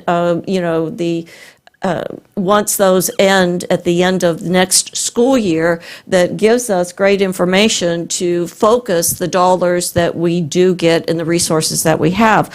So we have a golden opportunity right now to make some tremendous decisions. So for me, grand options, grand presentation, but I can't go beyond the isolation that it was presented in. Thank you. So can I respond to that, please? Absolutely. I agree with you 100%. That's, a lot of experiences talking, from that conversation. And as we try to short-term solve some issues that are in the school as far as these behavior problems, one thing that we have had some success with, I mentioned earlier that we have had an opportunity with Deb's team and Sonia's team and others to build a couple models at a couple of our middle schools and add some staffing and some supports in those models where students are working their way in and out of those programs. And we saw some success there too. So I agree with you. I think there's other ways to get to the end result. I love these programs to give the school some relief in the short term, but I think the long term, we've got to solve the bigger issues. So there's some other opportunity out there that certainly we could have more discussion on. Thank you. Mr. Edwards? Thank you. I heard so much great pieces from all of you. I'll start by saying it's important, I think, that Mr. Cantis acknowledged the pandemic and kids in isolation for those 2 years. And from my perspective, from what I've seen before I was a school board member and since I'm a school board member, that's huge. I think when I hear 45-day centers, they strike punitive to me. And that doesn't solve the problem, especially when I hear things like social media and all kinds of proactive approaches that we should be throwing at what is the cause of this problem. I think 45-day centers adversely impacts Title I schools and the community that's at 47% at the poverty level or below. And again, that doesn't solve our problem. Nowhere in here do I see a whole program that's coupled with parents.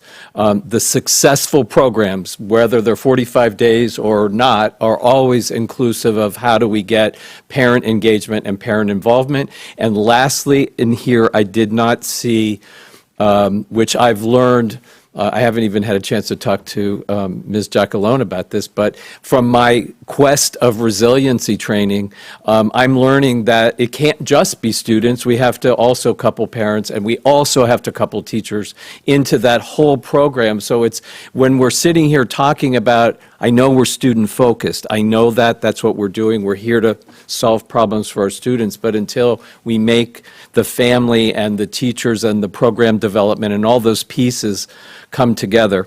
Good news I also heard from Mr. Cantis that a lot of that pandemic thing pieces, or we might be starting to see a light at the end of the tunnel with some of the interventions that we've come together. Dr. Foster cited there's a reason for the bad behavior. We haven't identified what those reasons are. I'm starting to put together literacy is a huge piece of that, where if kids can't read and they can't understand what's happening in the classroom, that they're acting out in the classroom. I'm not an instructor, so it's great when I see folks nodding their head that that's a big piece of what we're dealing with. So all of the work that we're trying to put in here proactively on literacy and being on the front end of those problems. I am a huge fan of teen court. People know that. One of the boards I sit on supports them. I support them. I've been to Triad. I did a crew training with Sarasota crew, and there's so much more that we can be doing in partnership with our community to find those kinds of programs. And lastly, I want to address what Ms. Rose said. I did go to Fort Myers, and I saw that school. It was a school where it was kind of a triad school. And what they did was just keep throwing academies at it. I think they have 5 or 6 academies at that school. Kids are redeployed to that school, sometimes for behavioral purposes, but now the majority of the kids select that school because of the academies that are there. They have an IT academy, they have a hospitality academy, they have a trades academy. I'm trying to remember however many more. But when I saw Erin walk out of that school, she was vibrating because she saw the beauty of, and quite honestly, I went to a classroom, I was invited to speak at a classroom probably within the first 90 days of being a school board member, and half the kids had their heads on the desk. They weren't paying attention. And so I came back and said, how did that happen? What did we do wrong from kindergarten to 9th grade that those kids were completely, and there's programs I know that we can invest in. I know that there's one now at Brookside, Capturing Kids' Hearts, that's doing a great job. I think that we can expand on those things. And lastly, and then I'm going to be quiet because to what Ms. Rose said, in the context of just how do we solve this problem, it's in a bigger budget, it's in a bigger piece. I fought so hard in our last conversation about pre-K because I know that is one of the magic bullets that will keep us out of this program. The data says to us that for every $1 we spend in pre-K, we save $7.12 in the programs that you're talking about that we won't need if we're doing. So if we're going to invest, let's invest in that and let's promote that and our staffing models. I think our staffing models, I think we lived with that because we came out of a recession and we had to live with those kinds of things. Well, now, to Mrs. Marinelli's point, all bets are off. If we have the funds and we can manage ratios in a better way to get more services to these troubled kids, let's do that, and then let's be on the proactive side of that. So I'm struggling with how. I'm glad we had the discussion because it does go back to what we said about the mental health crisis when I first got here. We're doing a great job with kids in crisis, but we're not doing anything to keep them out of it. And that's what I'd like to really talk about. Thank you. So I want to, well, first I hope Dr. Clayton feels better. She's listening. But I know that Dr. Frost and Dr. Clayton, I want to commend all of you, but also for stepping outside of the box to address a serious issue that I think has been discussed I've been on the board for a little bit over 8 years, and I remember even Sonia saying early on that it's wild to see the behaviors decline as early as kindergarten. That was in 2014. So I think we've certainly seen a rise in this issue, and I think that the pandemic certainly just poured fuel on it to an extraordinary level, not only for children but for adults as well. I mean, but I think that when you look at this, there is a real need. I mean, the behaviors are so. I think this was stated that it's not so much the numbers, but it's the severity is extraordinary, and that it does need to be addressed because it pulls down. It's not. First of all, it's not fair to our staff. It's not a safe environment for our staff. It's not fair to our students and their learning environment. I don't want to be insensitive where it's just put them over here. We don't have out of sight, out of mind. And I don't think that's the approach that anyone's taking here. But I think there's a reality of that has to be addressed, and it can't just be kicked down the can, because I think there's been attempts in good faith over the past multiple years to respond that way, but it's not necessarily working, and we do need to separate it and then work on that. And I think there's a lot of external variables that play a role in this that we probably can't solve. We can try and raise a conversation, but I think that makes it the hardest. I mean, I literally think that the way things are going, it's almost as if society is asking schools to solve all of society's problems and teach and educate our students. And I mean, it's a tall task. So I think I'm glad to see us take a different, at least open up the conversation, have an honest conversation that this is what we're seeing. I think there's a lot of takeaways, particularly as having this conversation before today and then hearing it today, but as it relates to the increase in middle schools or certain behaviors that we never once saw. And so, again, I applaud people for being honest about that, because we can't fix the problem if we don't address it. So I think that is, so I would like to see, I mean, I do agree from the budgetary standpoint, there's certainly aspects, I know Dr. Foster had mentioned that as well. I mean, looking at this in isolation versus the aggregate, but this was step one, I think, as an introduction to see where the board's appetite was, because this is extraordinarily different than anything that we've done before, and whether what comes of it, well, we shall see. But I can't underscore enough that I'm very appreciative of the collaboration, the work, the constant work, but the willingness to come out and say, maybe we'll try something different. And I know that there were some horrible situations that kind of led that, but I think it's refocusing that energy to say, okay, here we're going to, I mean, as you started off, as this is solution-based, we're going to really try something that is going to hopefully make an impact. One thing that I had written down, and I know I had mentioned this to Dr. Foster also, is as we peel back the onion, especially because we talk about, when you look at the aggregate numbers, this is a handful, it's not a handful, it's a little bit more than that, but in comparison to the overall student population, the ones that are kind of habitual, we have students that are habitual offenders, for lack of a better term, it's a relatively small percentage. And I know that we said that middle school is increasing. Have we evaluated that against like their reading proficiency? Like, where are they academically, statistically speaking? Do we know?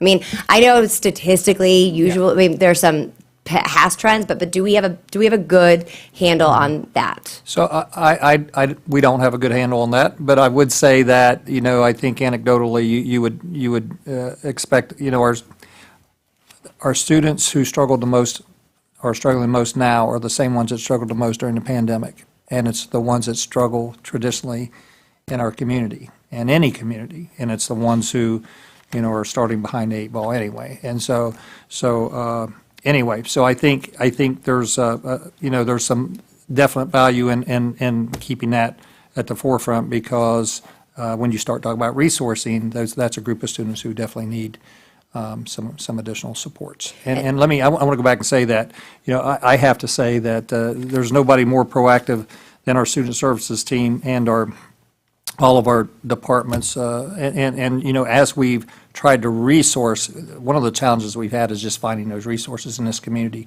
But again, I think it's getting better. We're starting to see, again, the light at the end of the tunnel, and hopefully we'll be at full capacity as far as mental health resources, guidance counselor resources. Maybe we get more along those lines, and that would be impactful for those students. No, I agree. And I think it elevates the entire learning environment. And again, this is a conversation, it's so multifaceted. We talk about the teacher shortage. I mean, behaviors are playing a huge role in that. Doesn't matter. You talked about even mental health counselors and adding more money to it. We can't fill those needs. So there's a lot of dynamics that the money is not necessarily always, it's going to help, but it's not going to be the silver bullet. So again, I think we're at the precipice of trying to change what that staffing model looks like because it's a different time. But I do think, and this was one of where I was going with this, is that the academic alignment to catching students early, so whether we're talking about pre-K or what have you, but even looking at, we're pulling them out, and I understand there's behavioral issues at that point, but making sure to optimize that time so that how can we get them to a more sustainable place for academically, so there's a little bit more, I don't know, empowerment, or, I mean, that's easier said than done. I'm not minimizing that, but those are the things when you do look at the correlation. I think they said it's married together, behavior and the lack of reading proficiency. It's been proven over and over again. So what can we do about that? So I look forward to future conversations of this. I am very much in favor of seeing us do something, because I think that we've had staff kind of yelling from the rooftops, asking us to do something. But so I look forward to moving this conversation forward. Mrs. Rose, and then Mr. Enos, and then Thank you, Madam Chair. I would like to continue to broaden the picture.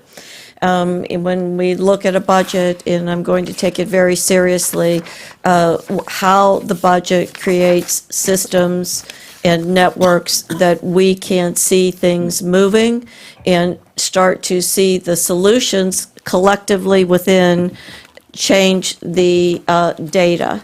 That I think is important and not necessarily a negative. And when I see the union putting out surveys and the paper pretty regularly picking it up, and the only conclusion they're making is that the teachers in schools do not feel the school board supports them. Well, I do, but I can't support them when I don't know why they think we're not. So having talked with a high school teacher, and that high school teacher telling me that their student count that they're teaching is over 200, and that's not uncommon, that fits into this for me. And if I would expect the union to start, where are the solutions? So I would also be looking to hear, are we top down or are we bottom up, and where's that balance? Where are the teacher groups, committees that are providing us with solutions as well? Because I tend to think, I went into a high school classroom as well where the heads were laying down. So I think that this is a much broader process, and I love step one. But I can't do it in isolation in a budget. And I'm looking, I don't want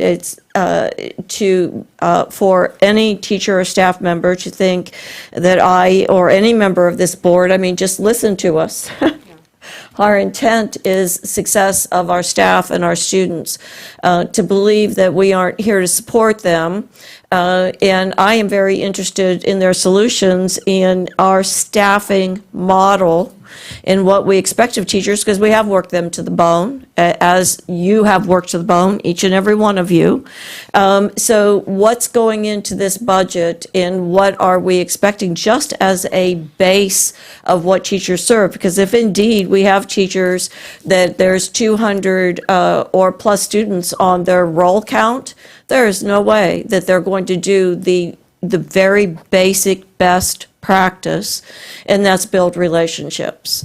It doesn't exist. So there's a lot of elements that, I'm holding myself accountable for, to not rubber stamp a budget, particularly with the data of decline in our reading achievement, pre-COVID and post-COVID, and the data and the needs of our students as indicated in compliance with SESIR events, which I want to say again, I'm not in disagreement with it, because it's sending us a very, very important message that we need to back up and hit the refresh button. Thank you. Thank you very much. Mr. Enos. Well, I'd like to thank everybody. I agree with Ms. Rose, and I agree with everybody on the board at this point. I do know that talking to teachers is that one of the things that is the biggest thing, and I think that we have two different pieces here. The first piece is how do we get to be able to get so we don't need these programs? And I think that's a long-term solution. And I think that when you look back even the day with Judge Hayworth and I, we worked on taking all of our community providers to be able to provide all of those services at the elementary school level, to be able to use them as disciplinary interventions, to be able to keep kids in school and have them to come to our schools because they're willing to do that. And there's a lot of different places that were willing to do that, whether it was theft, battery, I mean, there's a million different things, anger management. And the pre-K VPK, I'd like to see it be expanded, because I think that that's all 23 schools should have that, because I think that's ultimately where we're going to be able to impact the students the most and be able to pull their potential out. But I also know that, there's lots of different things and a lot of stuff with the SESIR, and you look at the data and the things that I'm involved in. Unfortunately, we haven't, I'd just say what is disciplinary-wise, our teachers need some relief. If you look back in the day, and all of us were here with GCMI, we used to have a North Gulf Coast Marine, we had a North Gulf Coast Marine, we had a South one, we had all these other people that were able to assist us. And now when you start talking about 130, 140 kids at Triad, was never made for that capacity. So in the short term, I think that I'd like to see which is the most successful in the recommendation, again, that you as a committee would come up with. But I also want to know what, financially, what does that look like? Because we really, in this level, we haven't really expanded any of this. We don't have anything for our South County. And I've said it before, living down there in Welland Park in Northport, a good day, you're here in 45 minutes. A bad day, it's 2 hours. Parents can't take that other schedule when they have to go to employment. So I would be saying is whatever we want to do is the recommendation, but we need a short-term solution, whatever that is. And, you could base it on video games, social, there's a million things you could say as we are, as a community, are getting bigger and bigger.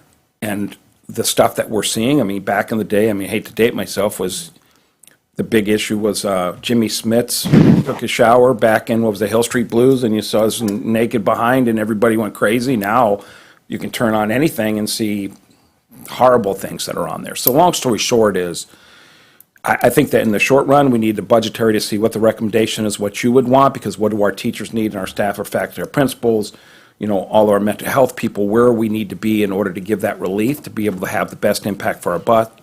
And then the bigger pictures, which I'm 100% with Ms. Rose, everybody, Ms. Marinell, everybody on here, to support teachers, my personal opinion is we need to make sure that we're allocating all those resources, because if you wait till there's 15 or 16 being in law enforcement for that time, you're not going to impact the behavior that much. But you're surely going to be able to impact when they're pre-K, kindergarten through fifth. That's where I think that we change all this, but I think that's a long term. But I'd like to see what your recommendation is and the programs that are effective so we can make a decision, because we need something in the short term, because we can't be running that many kids and then missing out on South County. Right. Thank you. Mrs. Marinelli. Thank you. I want to thank everybody, and Mandy, happy birthday from yesterday. But let me just embarrass you, right? So anyway, I agree with all of my fellow board members. I think you can see we each have a passion and an expertise, and that we are here to work with you and our teachers. But for me, this is my 5th month. And it being new and trying to learn everything, but I have felt like it's kind of like whack-a-mole that we've been trying to deal with. So for me, this is what I think our strategic plan should be. Starting at pre-K and building that pre-K up, and making sure that we have the programs that Mr. Edwards that's his expertise, or one of the expertise he brings to the table, that we have from pre-K to when they leave us. And what are we going to do? And then we staff based on that. Because we have a strategic plan, but I don't think it's going to be as laser focused as that I would like to see it. And that all these things, we bring in the community, we bring in, our foundations, we bring in the nonprofits, we bring in the parents, everything that we can do to get to that end goal, which is not to have these kind of programs that we're talking about. We're always going to have the outliers, we know that. But if we are doing what we need to do and fund it, starting with pre-K, and then make sure we have everything in place, that is what I'd like to see us as a board help, really laser it in with your guys' expertise, but we all need to work together and get these distractions that are taking us away from what we need to do. So your presentation, for me, has probably been the most influential in the 5 months because it's highlighting the problems. And what do we need to do as a board to be able to help? And that guides the budget. And then our teachers, hopefully, won't feel so overwhelmed. I think the way everything is today, we're all going to feel overwhelmed. But what can we do so they can teach? Thank you. Thank you, Mr. Edwards. Again, I'd like to just echo everyone's gratitude for the work. There was a lot of research and time and effort that went into those programs, and I appreciate that, to bring us to a place of good conversations. One of the things that I would be looking at from a budgetary option, and I've heard it, we've touched on it, but we're not there yet. I'd like to see what staffing changes at the school level. If we could have more intervention because if you look at, you're talking about 145 students at Triad. If I try to think about how many other students are bad behavior kind of folks, are we up to 500, 1,000? I don't know what the number is, but then instead of spending $7 million plus, can we take some of that money and get those kids the kinds of interventions that they need now and then invest in pre-K? I'm looking for that alternative. I'm looking to see what that looks like. I'm going back to Ms. Jackalone, and I have had those conversations about, how can we afford to do that? Well, sounds like we might be able to. So I'd like to see that as a staffing alternative. Mrs. Rose hit on a big piece, which I think is important. What do teachers actually want? How are we missing that boat? I will tell you that I have, in the 2 years that I've been here, I've met with our teachers of the year individually. I know them all. I have nice rapport with them, and I ask them, I'm pretty sure what we talk about on the dais is not what you actually need in the classroom, and they all agree. So I would suggest that we put together a little team of those folks and get them in here. I've actually seen one of them give a presentation of where the school boards are missing what teachers need. I would try to get them together and speak on behalf of teachers and get them in here. And because I've heard often we don't give good classroom support. We don't have enough people in the classrooms to help them, and that's where I'm trying to get what staffing models make sense, whether it's increasing counselor, guidance, all of those kinds of things, and putting the right people in the classroom to help. So those are the kinds of models that I would be interested in instead of going perhaps in this direction. So those are my suggestions. Thank you so much. Mrs. Rose? Yes, I just want to reiterate that I'm all for a teacher work group that crosses over schools and levels to get their insight. And when I look at $4 to $7 million, I too cannot leave out the importance and actually the hardcore base of what is our staffing model, from the teacher load to what we're paying teachers. All of those things go into this formula with their input, and also the pre-K for me is the ultimate answer. And when we say that we need to build intervention programs, we have one. It's built. It's in all of our elementary Title I schools in a form of pre-K, and the data, Gocio had 3 pages of data for those students. That data needs to be part of our conversations and not something that is at a school only, because that is directly and related to what we're talking about and to the totality of a budget. And also really wanting promise that the teachers that come forward to us are talking with great transparency, and that there is no wrong input, there's no wrong proposals. It's all part of a workshop professional atmosphere, because I'm also being told, and this could be in isolation, that people are being told not to talk to board members.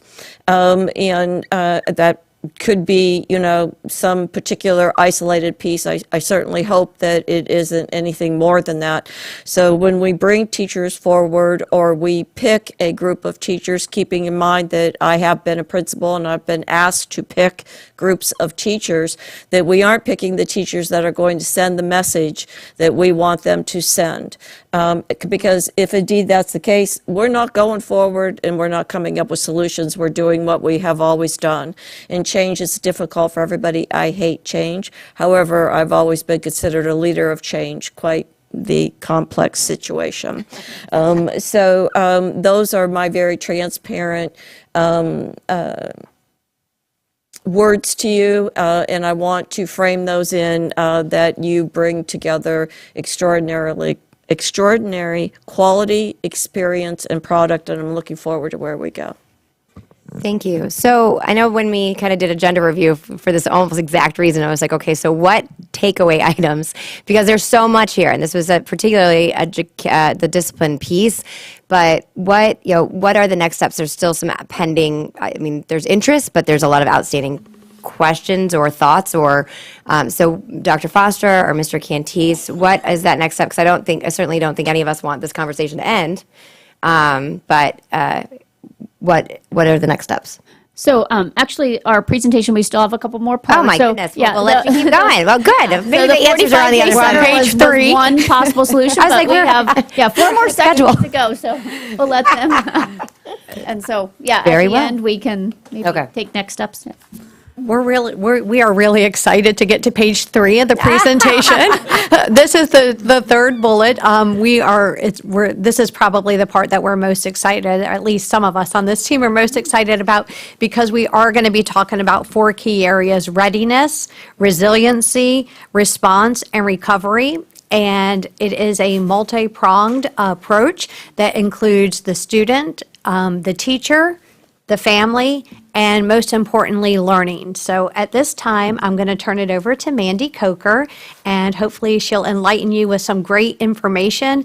And we also have a proposal that we want you all to help us consider as it relates to intervening and really taking a look at our ratios and how we can make improvements, so ultimately we can support every student and every staff member in our community. Yeah, thank you so much. Good morning. We're really thankful for the opportunity to be able to talk with you all today. I'm going to review just very briefly some updates to the resiliency education. Building resiliency for Florida students and families is a top priority of the Florida Department of Education and Sarasota County Schools. Thank you to the leadership of Governor Ron DeSantis and Lady DeSantis. Florida is on the forefront to ensure that all students have the necessary skills and resources to see them through the life successes and challenges. So some updates that have come through. You are aware that beginning in the 2019-2020 school year, Florida public schools are required to provide students in 6th through 12th grade 5 hours of mental health instruction annually. In 2021, the State Board of Education adopted new performance standards that strengthened Florida's already nationally recognized character education standards. In October 2022, Lady DeSantis strengthened the Resiliency Initiative further at the State Board of Education meeting. The State Board of Education approved the rule and revisions to initiate the first in the nation approach to connecting the concepts of students' readiness, resiliency, and when necessary, response and recovery. The approach updates the mental health instruction to resiliency education, civic and character education, and life skills education. So as we look at the concept of readiness and resiliency, part of our job is ensuring that we are utilizing the experts in the field to respond appropriately.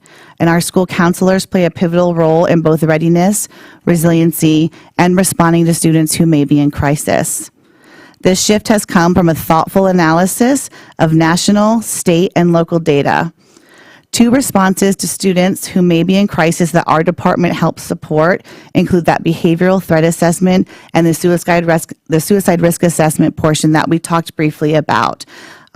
As we shared earlier, when it comes to a behavioral threat assessment, that consists of a team that is required through the state. So that team, when a threat is reported, consists of an administrator, a school resource officer, a staff member with instructional certification, best practice being a staff member who has a personal connection with that student, and a mental health expert. That could be our school counselor, our school psychologist, our school social worker, or a mental health therapist that's on campus, as long as they are already working with the student through the consent of the parent.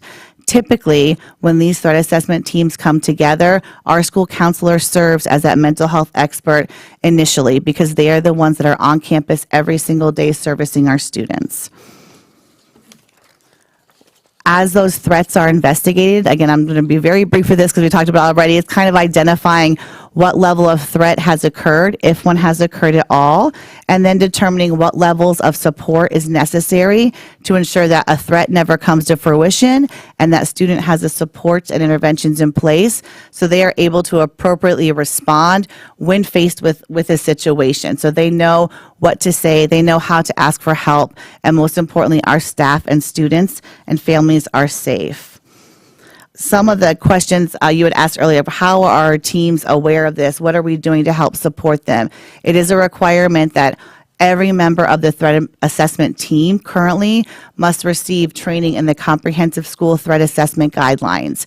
In addition to that, any person who's pulled to be a part of the threat assessment team is required to receive this training within 90 days of being pulled into the team. So we have comprehensively trained all of our school-based teams.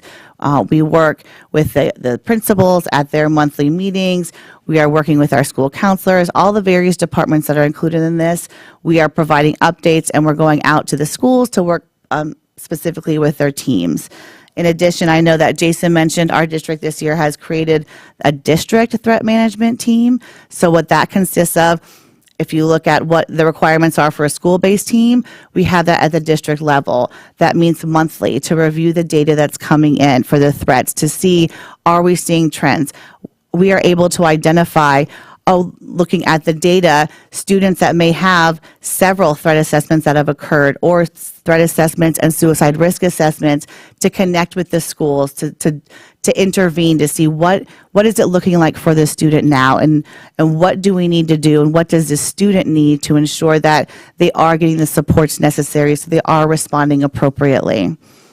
When it comes to our suicide risk assessments, a suicide risk assessment is an assessment conducted by a school-based mental health services provider or other licensed mental health professional to determine the level of suicide risk and plan of action for students expressing suicidal ideation, self-harm, or suicidal intent. So when it comes to, again, our school-based mental health providers, that is our school counselors, our school psychologists, our school social workers, and the mental health therapists that are on campus. Again, the mental health therapists, if they're already working with that student and that consent's gained. So typically, when a student is in crisis and coming to have a suicide risk assessment completed, it is our school counselors who are responding to that, who are providing the assessment and that follow-up support, determining what that student may need. If it is determined that a student is a high risk, so they have identified throughout this assessment that they have a plan, they have a means, they have a motive. What is required through House Bill 590 is additional de-escalation. So parents are contacted to get consent to call in our mobile response team, to have an additional layer to try to not have a Baker Act occur, to be able to work with that student. When we're working through that process of de-escalation, if it's deemed that the student is still in crisis, the next step is collaborating with the school resource officer in Sarasota County Schools. They are the only person on our campus that can make a Baker Act or an involuntary examination determination. So happy to report currently, and we're always ready and hopeful for improvement, but currently our district data reflects an 85% diversion rate for students who are coming in and being a part of the suicide risk assessment, meaning out of the students who have been involved in a suicide risk assessment, 85% of them, we are able to divert the Baker Acts through those de-escalation strategies, through supporting those students. So while we, in our data, may be seeing increases in the amount of assessments that are occurring, we're actually seeing a decrease in the amount of Baker Acts that are occurring. So the supports that are being provided to students when they are in crisis, according to the data, is working. And students are able to, if they're not being a part of an involuntary examination, they're remaining on campus, they're going back to classroom, and they're learning. So that is a huge shout out to all of the staff members at the school, because what they are doing is working. A couple other updates to the resiliency education is bringing parents and mentorship back to the forefront of education. So to support the new standards and further invest into the community, the Department of Education is developing the following 4 pathways to support of student support and mentorship. One of those being a resiliency coach. So resiliency coaches would serve as a first layer of support to students facing day-to-day challenges.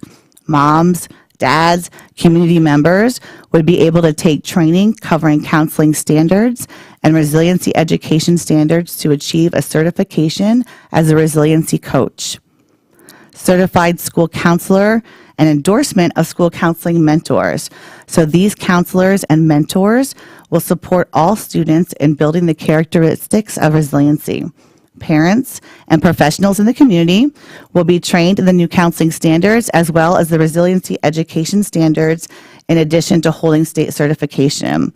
School counselors who plan to oversee the work of a school counseling apprentice may seek the endorsement of a school counseling mentor. There's also a school counseling apprentice.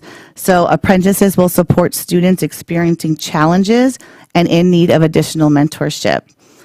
These individuals will work under the guidance of the school counselor.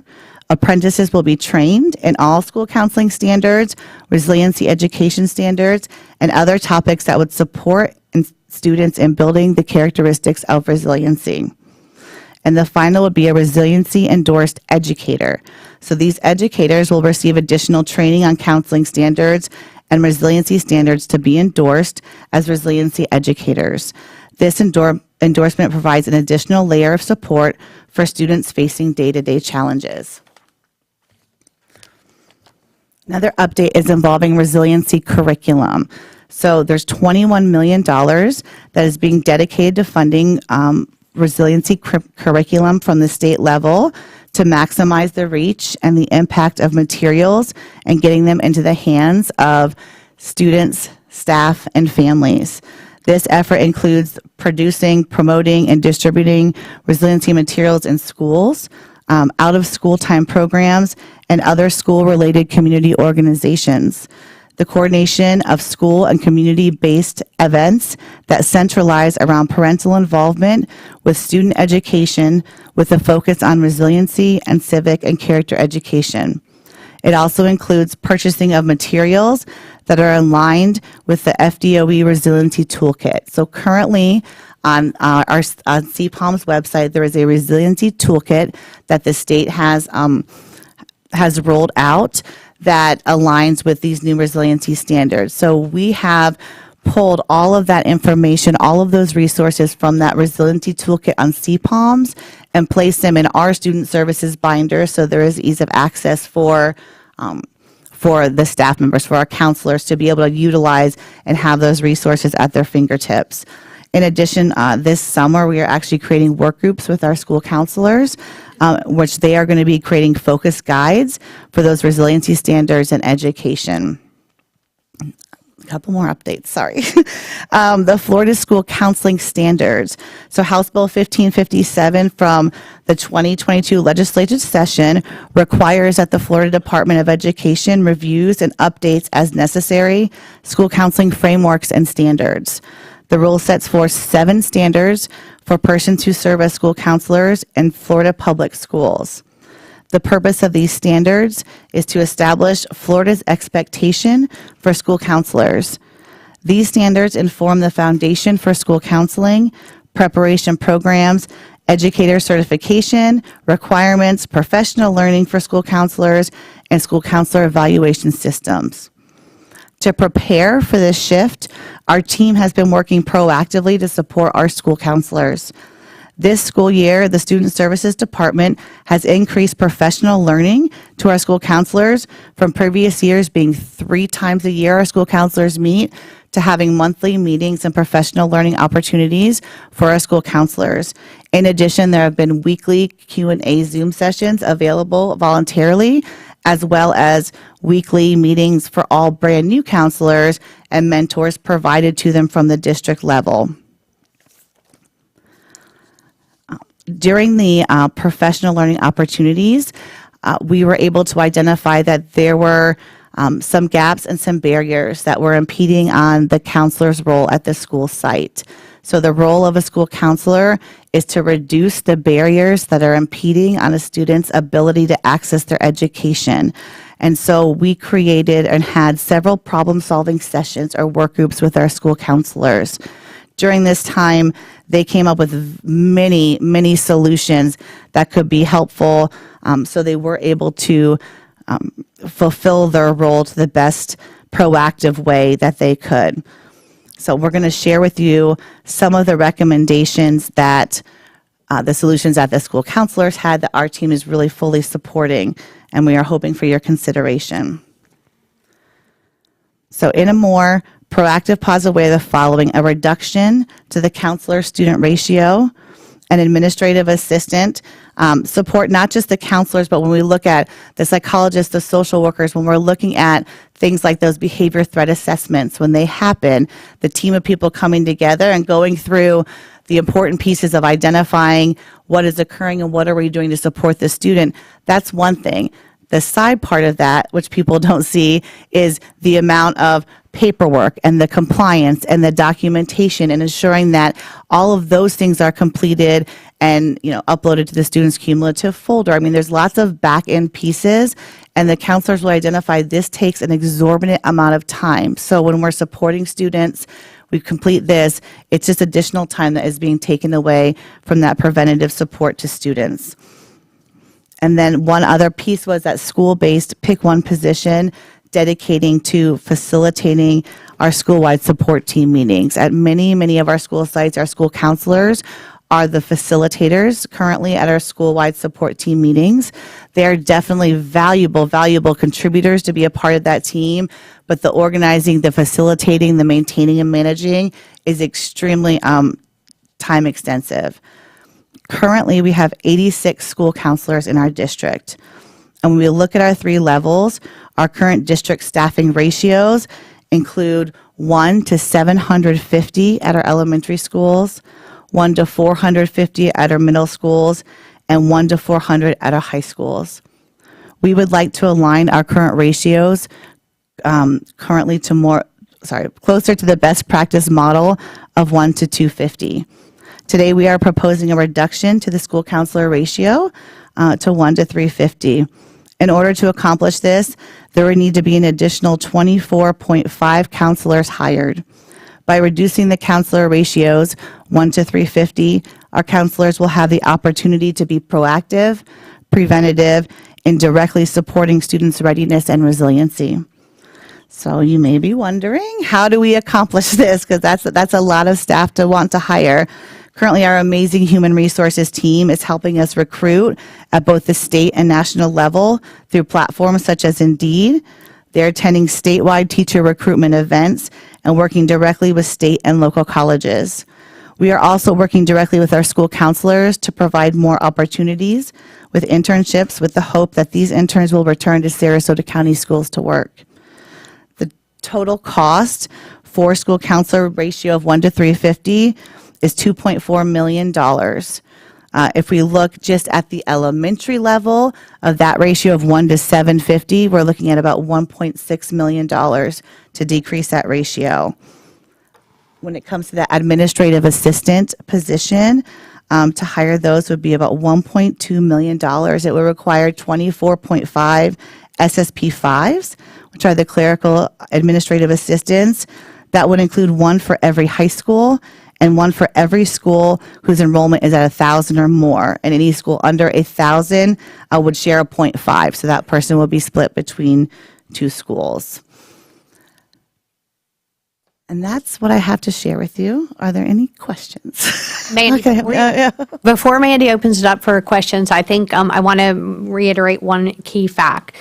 We talked about the 4 R's of the readiness, resiliency, recovery, response, but this also would provide us the opportunity to build those relationships. And I heard many of you talk about that school at South Fort Myers High School. We had the opportunity to visit that school a couple times, and the key factor was a program that they were using. But the focus of that program had to do with how they aligned resources to give every student a meaningful relationship with an adult. And that is what we're trying to do with this proposal today. Is we want to be proactive. We want to make sure that we're strengthening relationships, and we want to ensure that we intervene early. We provide those resiliency and coping skills that are necessary, so all of those things that we heard up until this point can be reduced at a high level, and our students ultimately leave our schools ready to learn and ready to be productive members of society, whether that means they're going on to college, whether they're having a trade, whether they're going to be gainfully employed,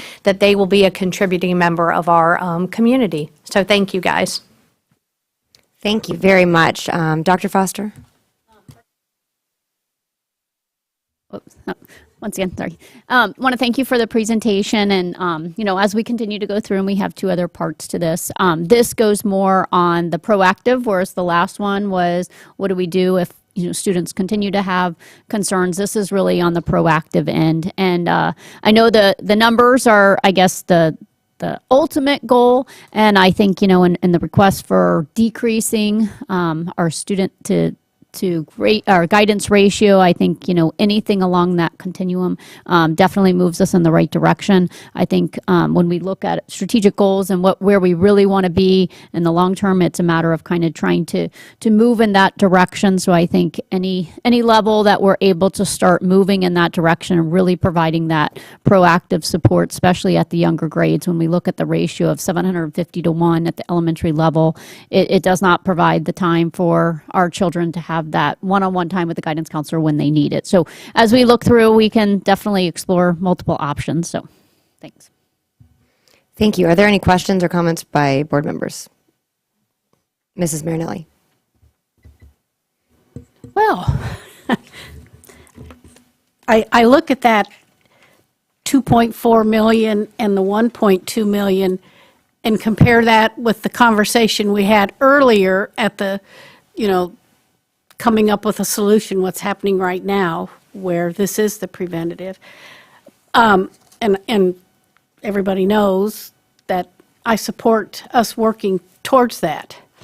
I just want to make sure that we have an accountability piece in there, because if we as a board all agree to do that, we need to have that accountability, because I can remember Wilma Hamilton when she was superintendent, and after the federal grants, she said to me, Robin, if you can prove to me that counselors make a difference in student achievement, I will reduce the ratios. And we did. We had all that data. And then, we had the economic downturn, and they were one of the first to go. So I think we need to build in that accountability, that it can be shown that counselors are making a difference. But I also want to make sure, because being at a building, it's very easy to give counselors and other people that don't have a classroom a whole bunch of other duties. So if we're going to commit to that, we've got to make sure that counselors are doing what they say they're going to do. So thank you. Thank you. Mrs. Rose, and then Mr. Edwards. Thank you, Madam Chair. Thank you, Madam Chair. I just want to encourage the interim superintendent to think about the budget workshop process versus we have a window to conclude a budget and there's no discussion, it's just the final proposal, because I think that we are at an incredible place with incredible input and expertise to really balance out the budget. And it isn't about isolated pieces, so I'm encouraging, whether it's in one-on-ones or it's in this form, we have so long to put together a budget, and how does it all balance out for the greatest good and the greatest end that is accountable? And, you know, I just was reflecting a bit, and Mr. Cantish, you talked about middle schools in particular, and how they're standing out with a significant increase with challenges that are impeding learning. And I just want to remind all of us, and Mrs. Marinelli referenced the recession and the magnitude of cuts, and it hit counselors. Well, it also hit best practices in a middle school model. So when we talk about teachers having input, middle school teachers lost a model that was Turning Point's national research, deep-seated, where they had opportunities to work with families, they had double planning, they had opportunities to venture into all kinds of different enrichment and resources, because that's the developmental age to engage them in things versus they're engaging in the wrong things. So there's a lot to be talked about as we go forward. You've given us enormous data that we have a lot to work on to prevent those numbers from increasing, because I want to repeat again, it's not about the changes in compliance.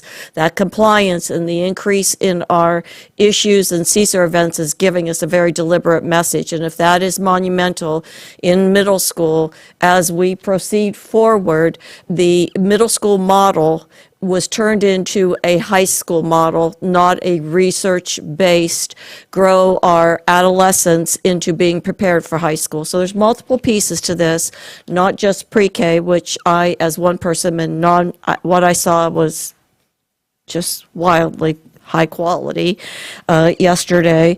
There's also the best practices in the models that need to be thought about and considered. What they are, and the reason we cut them is because they cost money. But when you make cuts based on money, you also are cutting resources and quality. So there's a lot to be thought about as we move forward, at least for me, in a budget. And I'm not saying right now we change the middle school model. I'm saying that there is a lot of weights and balances in a budget, and I, as one individual, am hoping that I just don't get a budget and I have 1 week to say I agree. Thank you. Mr. Edwards? Thank you. Mandy, happy birthday, by the way. The whole piece around resiliency, coaches, counselors, certification, et cetera, I think you said it's available on the website, but where can I see that as a package, and can you get it to all of us? So I can share with you the link. It's on the FDOE website right now. This is something that the state has come out with it's coming. It's on the way. So that is the information that I shared with you today, is the information that we have received thus far, but I'm happy to share where that was taken from. That would be awesome. Yeah. Secondly, what I would be helpful to me from a budgetary perspective, because I think we're all kind of saying the same things. We might have pluses or minuses in various silos of how we spend the money. What I'd like from Mrs. Penner is, or Ms. Penner, sorry, what is the total that we can spend? What number can we play with? Is it $10 million? Is it 1.2 in terms of all of these ideas, whether it's being pre-K, intervention, solutions-based, additional headcount to increase ratios. Let's all lump that into what is that total amount. What I'm would then be looking for is in our zero-based budgeting and in the conversations that I've had with our interim superintendent, and I know I've said this 1,000 times, I'm going to say it again, what are we getting rid of? What are we subtracting? What headcount is not being replaced? What programs are not being repurchased, so that we have a net increase to the budget, so that I, from my perspective, can come up to the board in conversation and say, this is my recommendation of how to spend that $6.5 million, and I can hear their recommendation. So that's what I'm trying to get to, and we're not, to Mrs. Rose's point, we're not going to have a lot of time because we have to pass a budget in July, and so we need that information soon. So we are working on that, and that is part of our plan to come back to the board on June the 6th.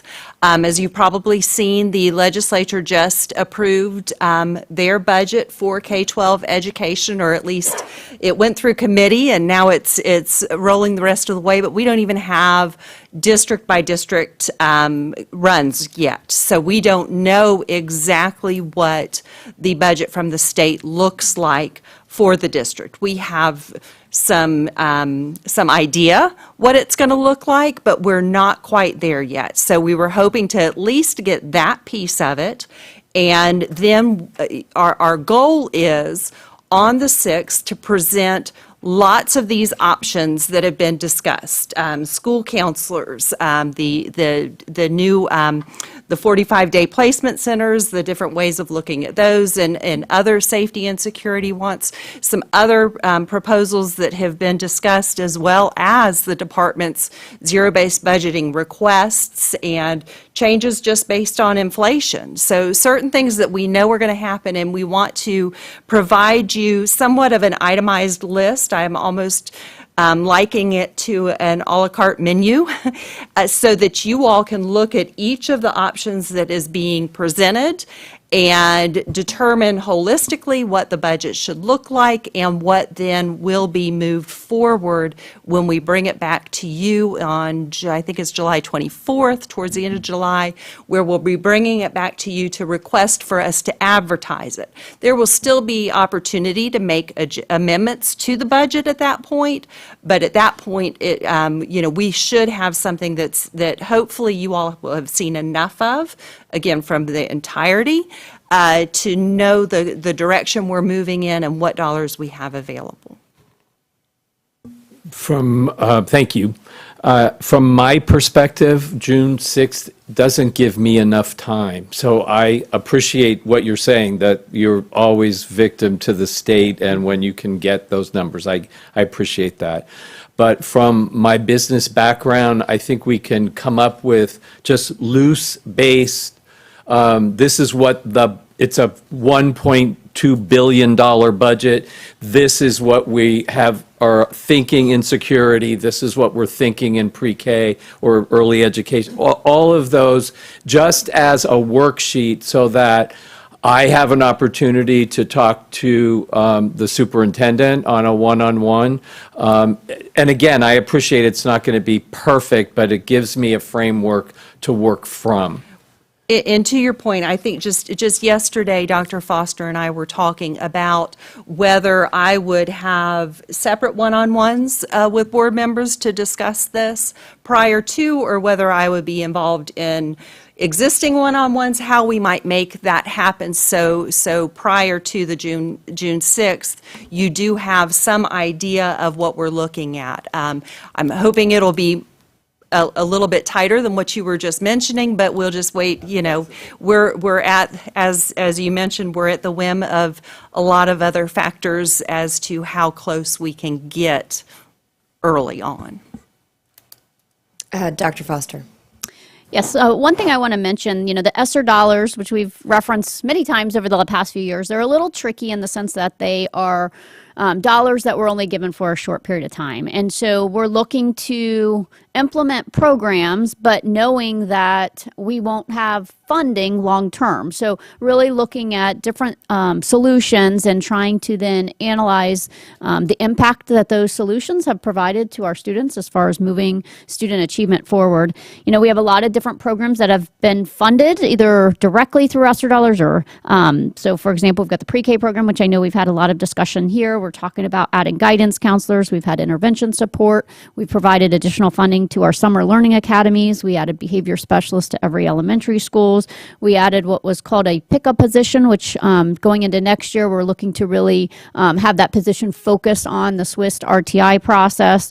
And, you know, Mr. Dumas is going to be presenting here in a few minutes on safety and security solutions, as well as providing additional security monitors and restructuring where that falls within the organization. So a lot of incredible programs that we want to continue all of them. I think the tricky part becomes, as we add different programs, how we go into next year to really monitor the impact that they're having on our students, so that when we get to the end of next year and our ESSER dollars expire in September of 2024, that we determine what we can do moving forward and what dollars would then be used to cover those programs that we then have found value in. So that's where the tricky part's coming in the sense that all of these programs that we bring forward today or throughout these, you know, past few months are all great and definitely can move instruction forward. It's a matter of what can we continue to sustain moving forward. So that's where we want to put those mechanisms in place to make sure that we're monitoring that. But one of our goals is really to push these dollars to the schools, push the staff to the schools. We want the people in front of our students making the difference for our students. Mrs. Rose? Thank you, Madam Chair. I'm totally and completely on board with Mr. Edwards. I would like to see, there's been a lot of proposals that are exciting ones and ones that are solution-based that get us in a quality instructional place. And I would like to see each of those with a cost, because then it doesn't matter that we don't have a solid dollar of what we're going to get from the Florida Department of Education. And when we do get that dollar, we have the cost of the proposals that have come to the table, either by individual board members, the interim superintendent, or you. And I very much want to hear from teachers that have something to say that we haven't heard. And the staff, from the staffing model in our schools, I mean, there's been a variety of things that have been talked about. And in particular, when we talk about each of these proposals, from guidance counselors to staffing models to 45-day short-term solutions, which I don't think are, okay. I would be looking for our interim superintendent as the instructional leader and the CEO to make a commitment of what is the impact of each of these programs representing our district to the board. We each have our own set of experiences that I very much appreciate, and we brought forth great ideas.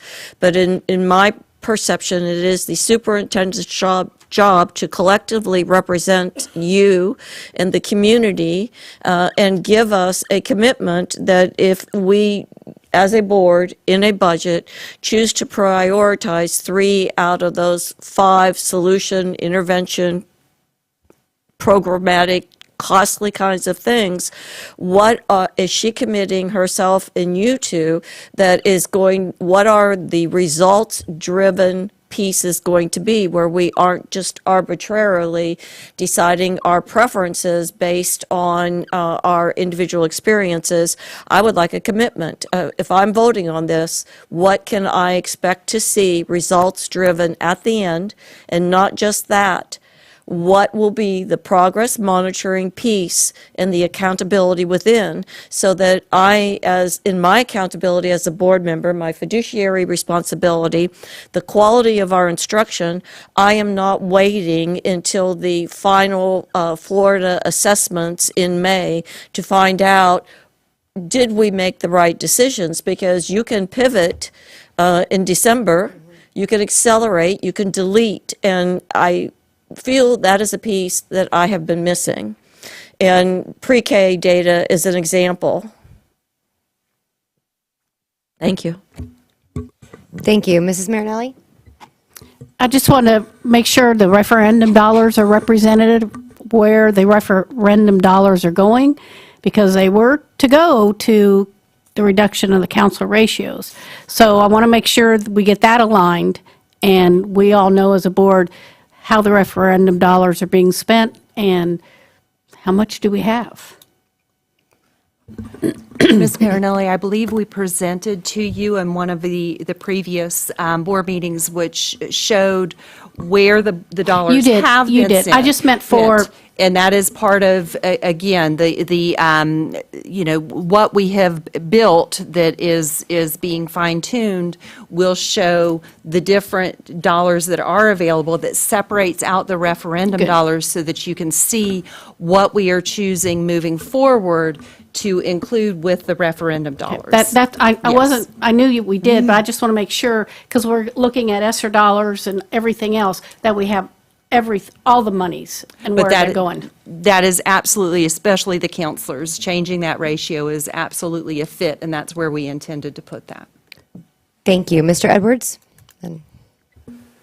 Thank you. I think also we have to be forthright that we're in an odd time in the fact that we have an interim superintendent that might not be the one who follows through with the commitment that's made, so that the collaboration of ideas and thoughts and we as a team try to figure out which is the best foot forward moving ahead, and then pivot as we commit to whomever that new superintendent is. Secondly, for example, if you go back to pre-K, and it's, again, I'm just going back on my own personal experiences of having worked with a superintendent, I understood the commitment to pre-K, and I understood the commitment to what was known as, which we talked about in the last workshop, what braiding is, so that ESSER dollars would ultimately go away. ESE dollars might be replacing that. There were all different ways that was set up proactively with a commitment from a superintendent that was the direction that we were going.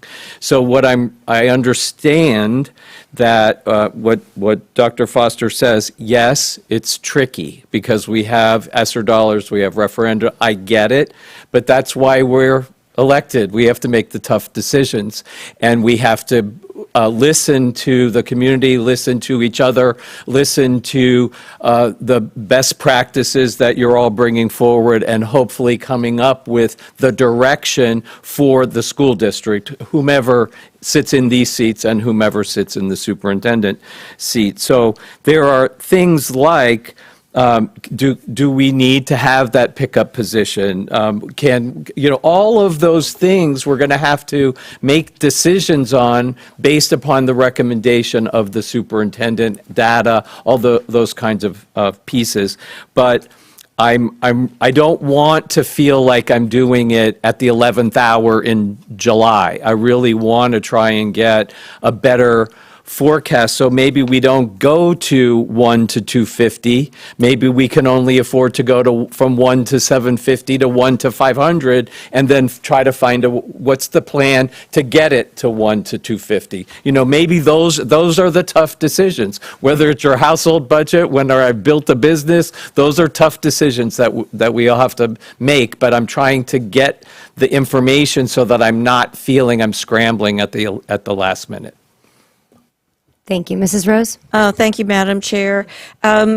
We've asked for a piece that I think we collectively want, the cost of multiple proposals that would be solution or intervention-based going into the future. And if with the dollar amount, and I'm asking for an extra piece because our interim superintendent had a good point.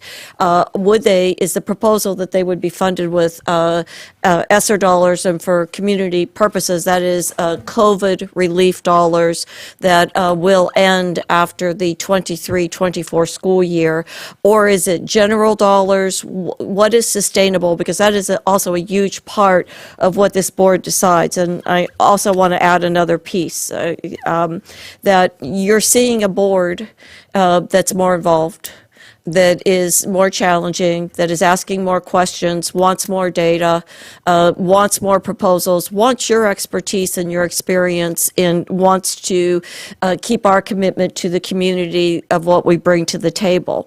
And I'm not saying for myself that is how I may have reacted in the past or how I will react in the future, but when I sit back and relax more will be when teacher staff morale increases, because I'm being blamed for it. So I am going to challenge information, where it's coming from, what we're doing with our money, and what's their input.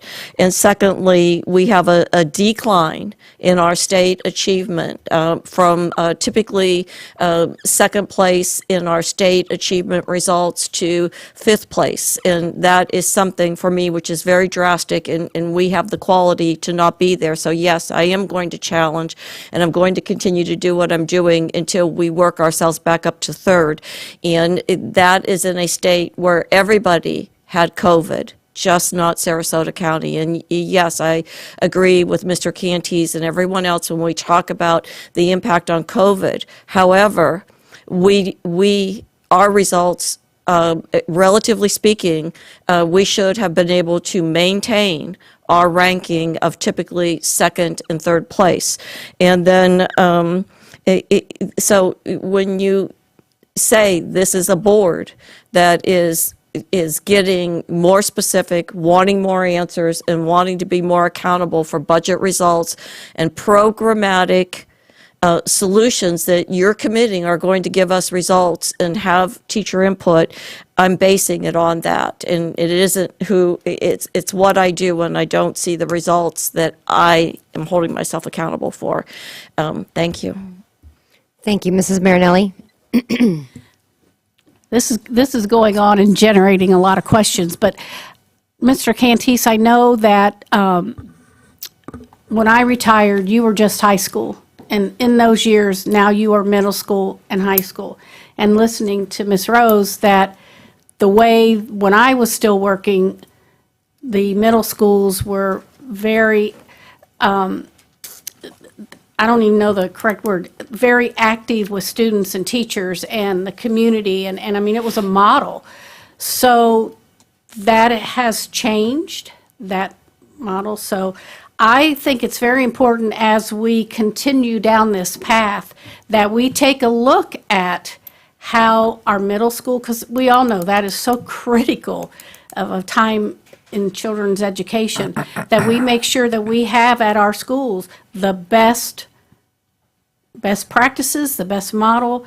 And if we need to get back to that, how do we get back to that? Because I know there was a lot of community that helped fund that and was very active, and we had people from all over the state coming and looking at that model. So just, I know you're going to be leaving, but He's coming back on consult because we're not letting go of experience. We're not relearning things. I'm open to a contract, but it's way too early for that. So let me make a couple comments. I would agree that, I would argue that from K-12 during, from the last 3 or 4 years, honestly, I've never seen anything like it. It's been the most challenging time in my career, and I've always liked a challenge. We all always like a challenge. It keeps us moving and keeps us fresh.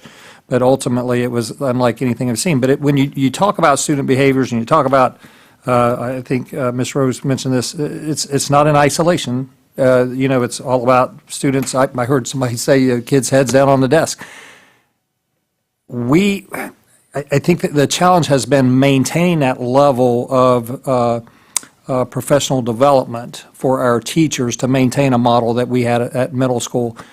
Sue Meckler and I talk about it all the time. We have the infrastructure to continue to build that model. We've replaced a number of teachers during the pandemic.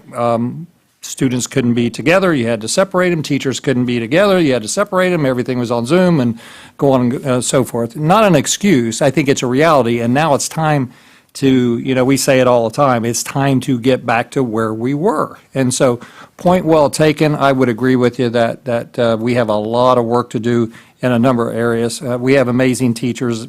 As I said, they delivered everything we've asked them to do, and then some. But at the end of the day, we have to get back to those basic concepts and strategies that we had at middle school. I think we're seeing something there. I think we're definitely seeing something there, and we can certainly address a lot of those issues. Thank you. Thank you. I want to wrap up on a couple of things, because I think there are, when it comes to the budget, I couldn't agree more. And I know that Mrs. Penner has been working through and having ongoing conversations with us on our one-on-ones, but also to try to keep us up to speed.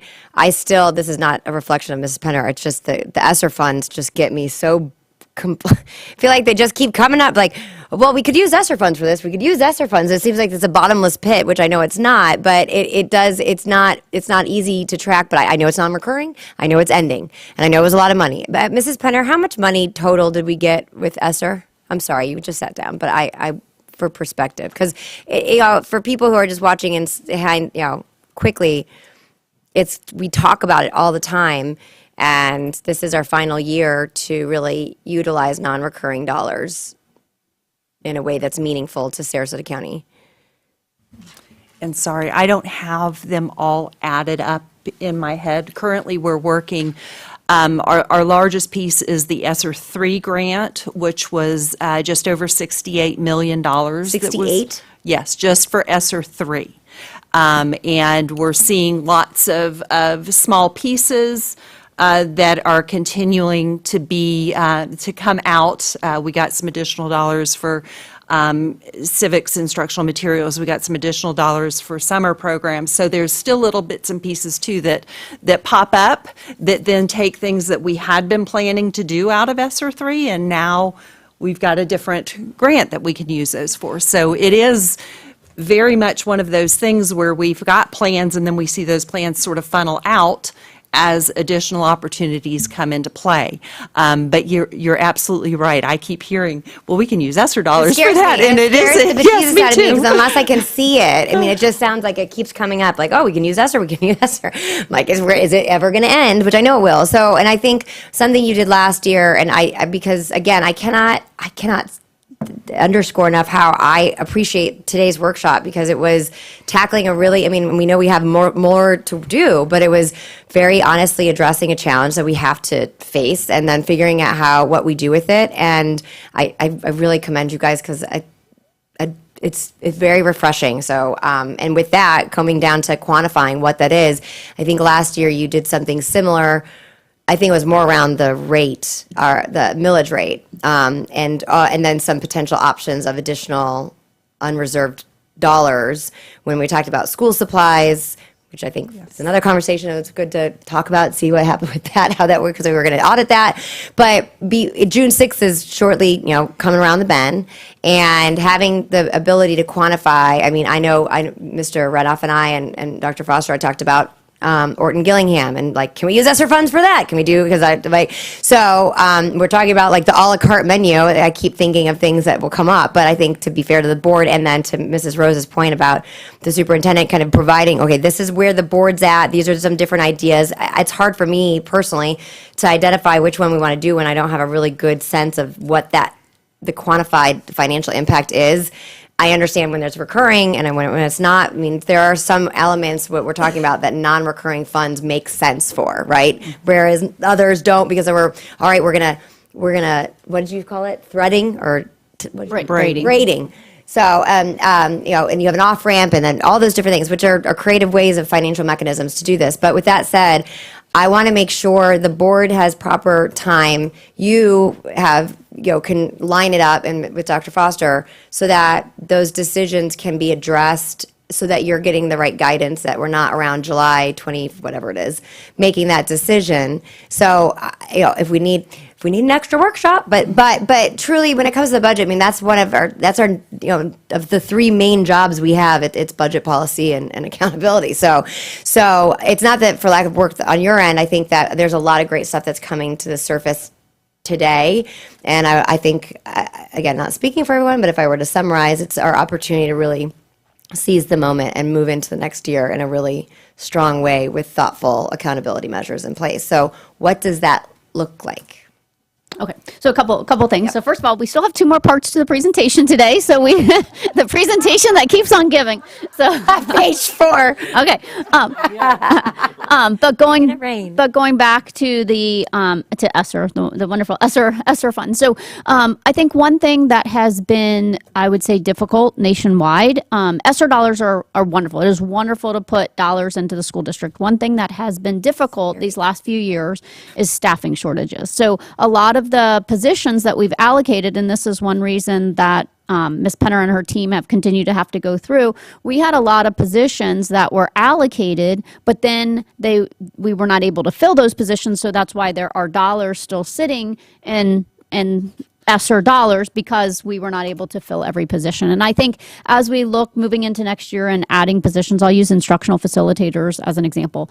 It's great. It's wonderful to add lots of instructional facilitators. The tricky part is if we remove the classroom teacher to become an instructional facilitator and we can't find the classroom teacher to fill that spot, then we have the students sitting all day without a highly qualified person in the classroom, and they're getting the pull-out support, which is great, but they're not getting the instruction in the classroom. So as we balance this out, we need to be mindful of the fact that we're still dealing with critical shortages across the state. I think we're starting to move a little bit out of where we were last year or last 2 years, but it's been difficult to find teachers, and we want to make sure that if we do have limited people, that my goal going into next year, my number one goal is that every single student starts on day one with a highly qualified teacher in the classroom with them. And if that means we aren't able to do the instructional facilitators and the pull-out support, because we want to make sure that every single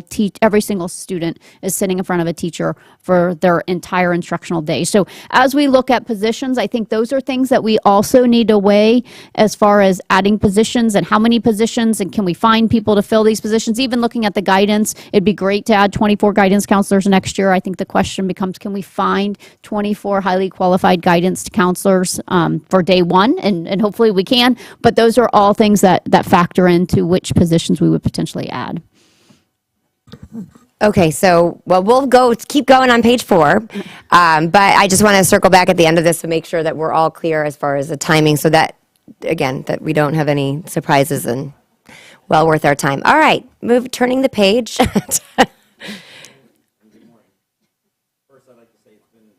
An absolute pleasure to work with this team. The knowledge and experience that they bring is second to none, so I've really enjoyed it. I'm just going to give you a brief overview because I know we're running a little bit shorter on time. Lead program was brought in by Chief Enos when he was here. It basically takes the place of the DARE program, and I can explain the differences in the programs.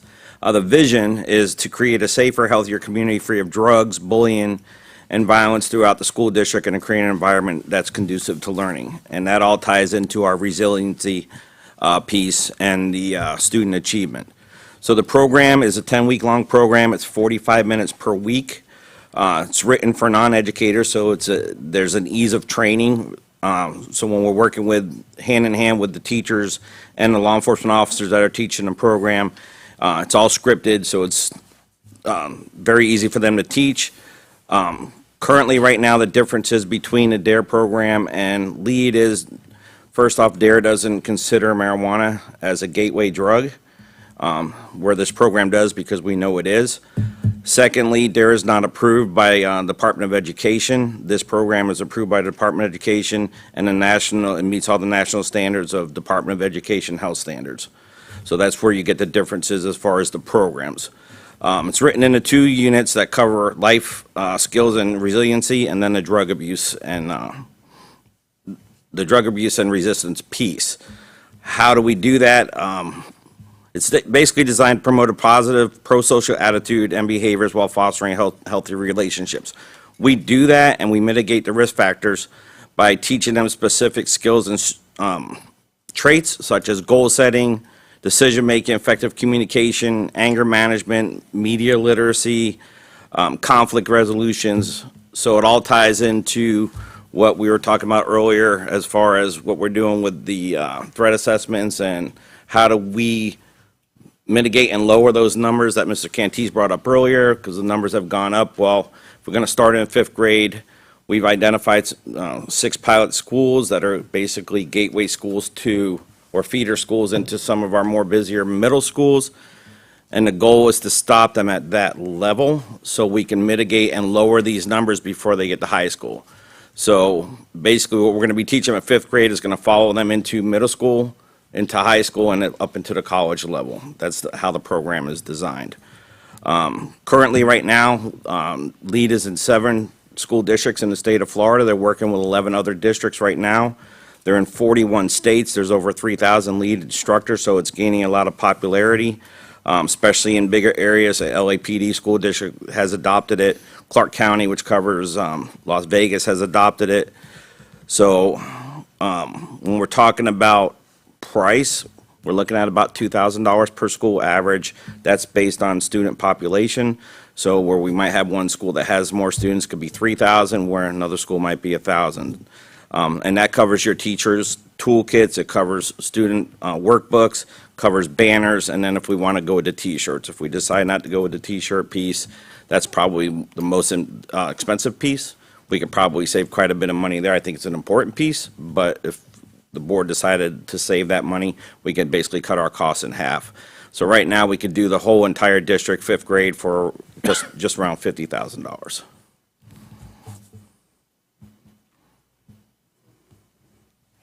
Are there any additional questions on that? I have one piece. Is there an integration, and I know before, when you were on the other side, Chief, talked about this, as far as integrating some kind of parent training into... Yeah, so actually parents are one of the components in this particular program. It includes your stakeholders, it includes your educators, it includes your law enforcement officers, and it includes your parents. And what does that look like, in what form? So some of the components where the parents are included are going to be assignments that are brought home that the students have to bring back that require parent involvement, and some of it is bringing them into the actual classroom. Okay. And there was one about social. I just am always big on social media. I'm sure you always, but to helping families. It changes every day. I mean, I'm old school. I think of like Facebook and maybe Instagram.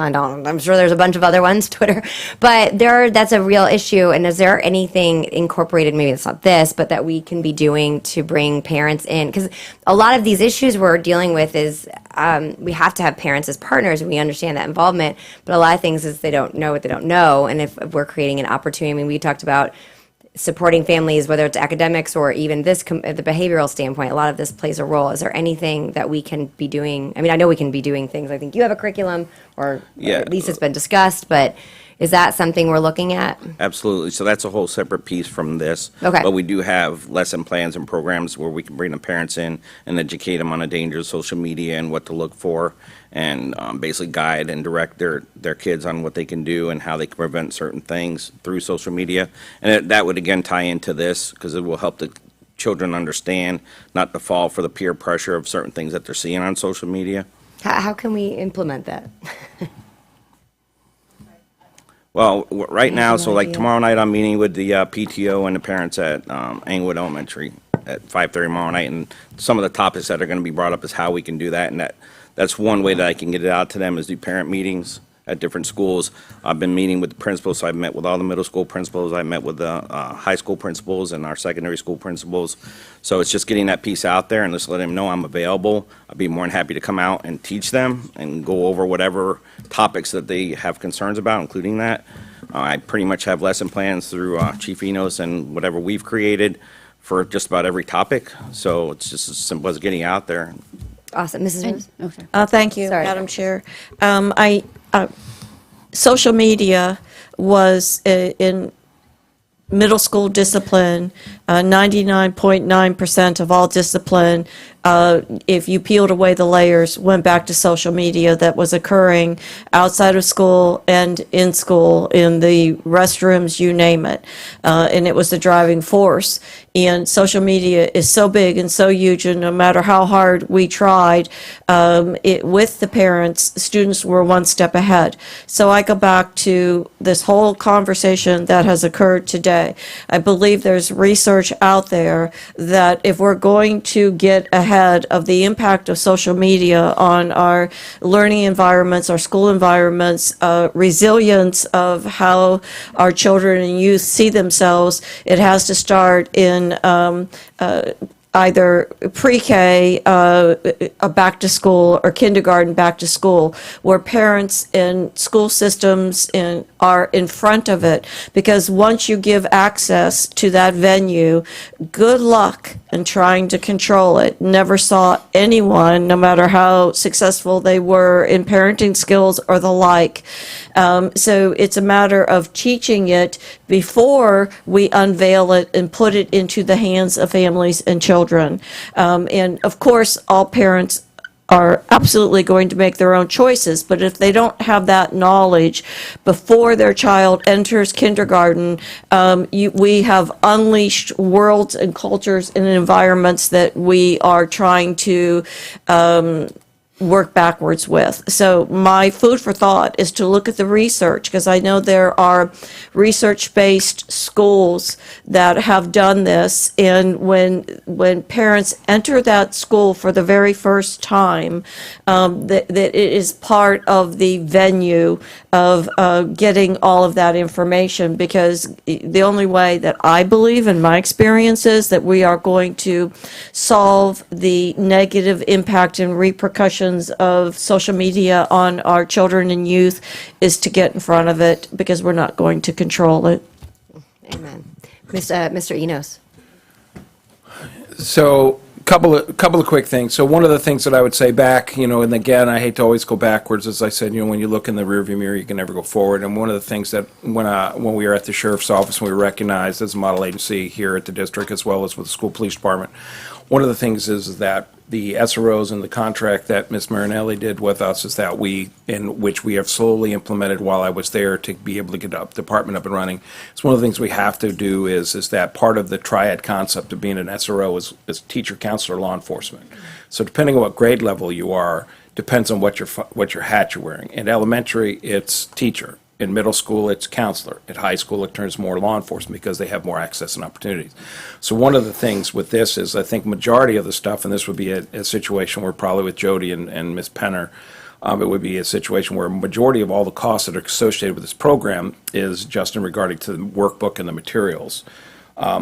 And I would definitely, back in the day, no matter what school you did, and they marched in the holiday parades, because what we would do is, by putting the name of the school on the back of the shirt or being able to provide T-shirts, then that was your fifth grade, and everybody saw that only in fifth grade you got to go through, at the time was the DARE program. And then it turned into, we had graduations, and there was a lot of stuff in regarding to it that had a lot of groundswell, which again, I'll say it a million times, how you prevent a school shooting. School shootings are prevented by partnerships with teachers and the community and the SROs. That's how you do it, by word of mouth and being able to provide that information. So again, coming up with the T-shirts and having that type and being able to put back in there is one of the things that I would say to Interim Chief Lorenz, is one of the things we have to do in the department, and this is one of the things that we were working at, is that our officers need to teach at every single grade level, at every single year, K through 12. High school gets a little bit sketchier, but at least at elementary, that's our first impact. Is we have all that has been approved by Safe and Drug-Free Schools, which is the curriculum, and I know Miss Rose being a principal, and I know Miss Marinelli knew all about this stuff, is that we have a K through 12 lesson plan. The other thing regarding the social media is the social media, to be able to get parents, I think 100% we can give them information when they come in as their kindergarten packet, or we can give them information regarding the monitoring. But as a society, we've turned it into, I hate to say, you look at the bullying, and its impact on the educational processes. It's really come into that. I mean, I think that, it would be great to be able to offer big social media presentations and bullying, because they go hand in hand at elementaries at all of the campuses, and have the SRO be able to teach it, or to be able to have somebody to come in with a program to be able to teach all of the parents. And again, the part of the issue runs into is who comes. Are they the ones that, they're usually the people that come are the ones that are the most engaged, the people who need it are not necessarily always that come. So we would like to be able to, I think that's also part of which I would say to the school police department, is that really, in that base at elementary, we really have to take a significantly active approach. Middle school, again, in the counseling aspect, all the mental health assistance that we can do in there, because there's a whole curriculum we have for middle school too. And then high school, like I said, gets a little bit different, but we really have to get back to that. And I think that's also going back to what everybody is saying, is that's how it used to be, that's where we were, and the more times we can get in front of them, the better opportunities we're going to have in order to show the changes. Dr. Foster? Yeah, just a few things. So going back to having the SROs at the elementary schools, it's an incredible opportunity to really develop that relationship with the kids. And we really want the kids to recognize that going to the SRO, that's the person to go to if there's a concern, see something, say something. And as we move on through high school, that's a message that if we can get across in kindergarten, I think will carry through all the way through. I had the opportunity when I taught fifth grade for 6 years to see the DARE program in action. And I know LEAD is a little different, but still sends that same concept, I think has a powerful impact on the kids, to teach them to be drug-free, but also self-esteem and some of the other things that are taught in the program, I think really, has a great impact moving them on to middle school. And then just moving on to the parent piece, I know back in the day, and I know there are a lot of the programs when we're talking about how to move the district forward, these are some of the things that we used to have in place, and we want to get back to having them in place. We used to have events where parents would come in, and I'll use social media as an example. Now it's been, I think, over the last few years, more at individual school sites versus countywide. I think getting back to countywide opportunities, I know our PTO, when I was at Philippi, my last few years did offer a program where we had an outside agency come in to talk to parents about social media, and it was eye-opening. You think you know it as a parent, you think you know the different things that kids have availability to access, but when you really see it and you see it from someone presenting and how people go online and try to connect with your children, it's really quite interesting. And so the thought would be to continue to try to get more of that in front of our parents, provide opportunities, training opportunities, and really expand that so that we're doing education to our students and we're also providing opportunities for our parents. So. Well, I would love that. I know we talked about it quite a bit. Maybe we'll look at the beginning of the school year being an optimal time for that. I'd like to share a couple of things, Yeah. if that's okay. It's just relevant to what we're doing in student services. I think it's relevant to the conversation. When we were looking at the bullying and harassment cases, we noticed over half of the cases occur in the middle schools for bullying, and 72% are occurring in harassment cases at the middle schools. So what we did this year was we created a cyberbullying program that we delivered that content to each of the middle schools. It consisted of 5 lessons, each of the middle schools in the county. South County also had a speaker of some kind relevant to the district that came and presented that. We're planning to bring that in next school year as well, and we can look at expanding it to the elementary schools, going in that direction. Another thing that we take away from the bullying data is we found that 30% of our bullying and harassment cases are happening in the classrooms. So we have asked for a spot at new teacher induction where we're going to do some classroom management strategies and trying to get back to some of the basics in that area. So I just wanted to share that. No, thank you so much. Mrs. Rose. Awesome. Thank you for sharing that. I'm very curious if you did comparables of the amount of incidents that you had pre those kinds of lessons to post to see the impact, not to say that there aren't other variables that fall into play, but to give a general sense if the how you want to continue that or perhaps modify it. What was the data perspective of that? Yeah, I don't have that comparison right now, but it's certainly something I will pull. Certainly what? Something that I will pull. Thank Information you. I will gather. Thank you. Thank you very much. So Can I make keep one, going. one quick comment? As the old guy on the, over the years, social media, where it started and where we are right now, it is 99.9% of the issues that we deal with, 99.9% of the issues. I just can't. We have no idea. Parents have no idea what their students are doing online. We have no idea. I promise you, I don't have any idea what they're doing online. And so I think, as we move forward, I have said this repeatedly, we're doing our students a disservice. We're doing our families a disservice if we're not doing more education around the social media piece, and that falls on me, falls on Deb, falls on this entire district. We have to take charge of that. But I also think it might be an opportunity for the board to look at policy too. We've had the same policy. It was actually helped develop. We had students that helped develop it from the superintendent's leadership group. And, I think people would certainly have an appetite now. I've heard the governor speak to it. I've heard Are we talking about getting rid of cell phones on campus? What's the policy? If I could, I would, but I'm not. But I think there's a way to address it policy-wise where we could tighten the reins up a little bit. I just think it'd be a good time to get attention. So that's my comment, and thank you for letting me share that. Mr. Chiantis, I just want to reinforce to anyone who's listening that even if we were to get an idea, social media moves so fast and it's so much in the dark for our youth. It will be reinvented of how long the messages last and when they disappear and what the name of the app is called, because it moves faster than we possibly can. So it isn't a matter of that we aren't making an attempt to find out what apps and how they're messaging. It is impossible at the rate it goes because it's reinvented quickly. Right. No, I think the part where, I'll never forget a long time ago, that was like when driving around, you said Mondays are always crazy because everything that happened over on the weekend filters through, and it's mostly through social media, and that was 9 years ago. So you think about, you're right, it changes the manifest, it's a whack-a-mole to another level, to the umpteenth degree, but the commonality is just the damage it does, no matter what app it is, no matter the social emotional aspect, the lack of the isolation.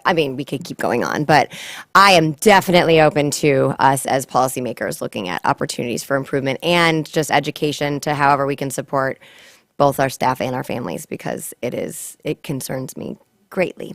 All right. Where are we at now? All right, the grand finale. We're going to turn it over to Mr. Dumas. All right. Last and also least, no, thank you for the opportunity. And I would just kind of echo what Mr. Enos has said in terms of, as you look at the DARE program, I think implementation district-wide would be a minimum. That's a drop in the bucket, and I hate to see us at only certain elementary schools. So that's an aside.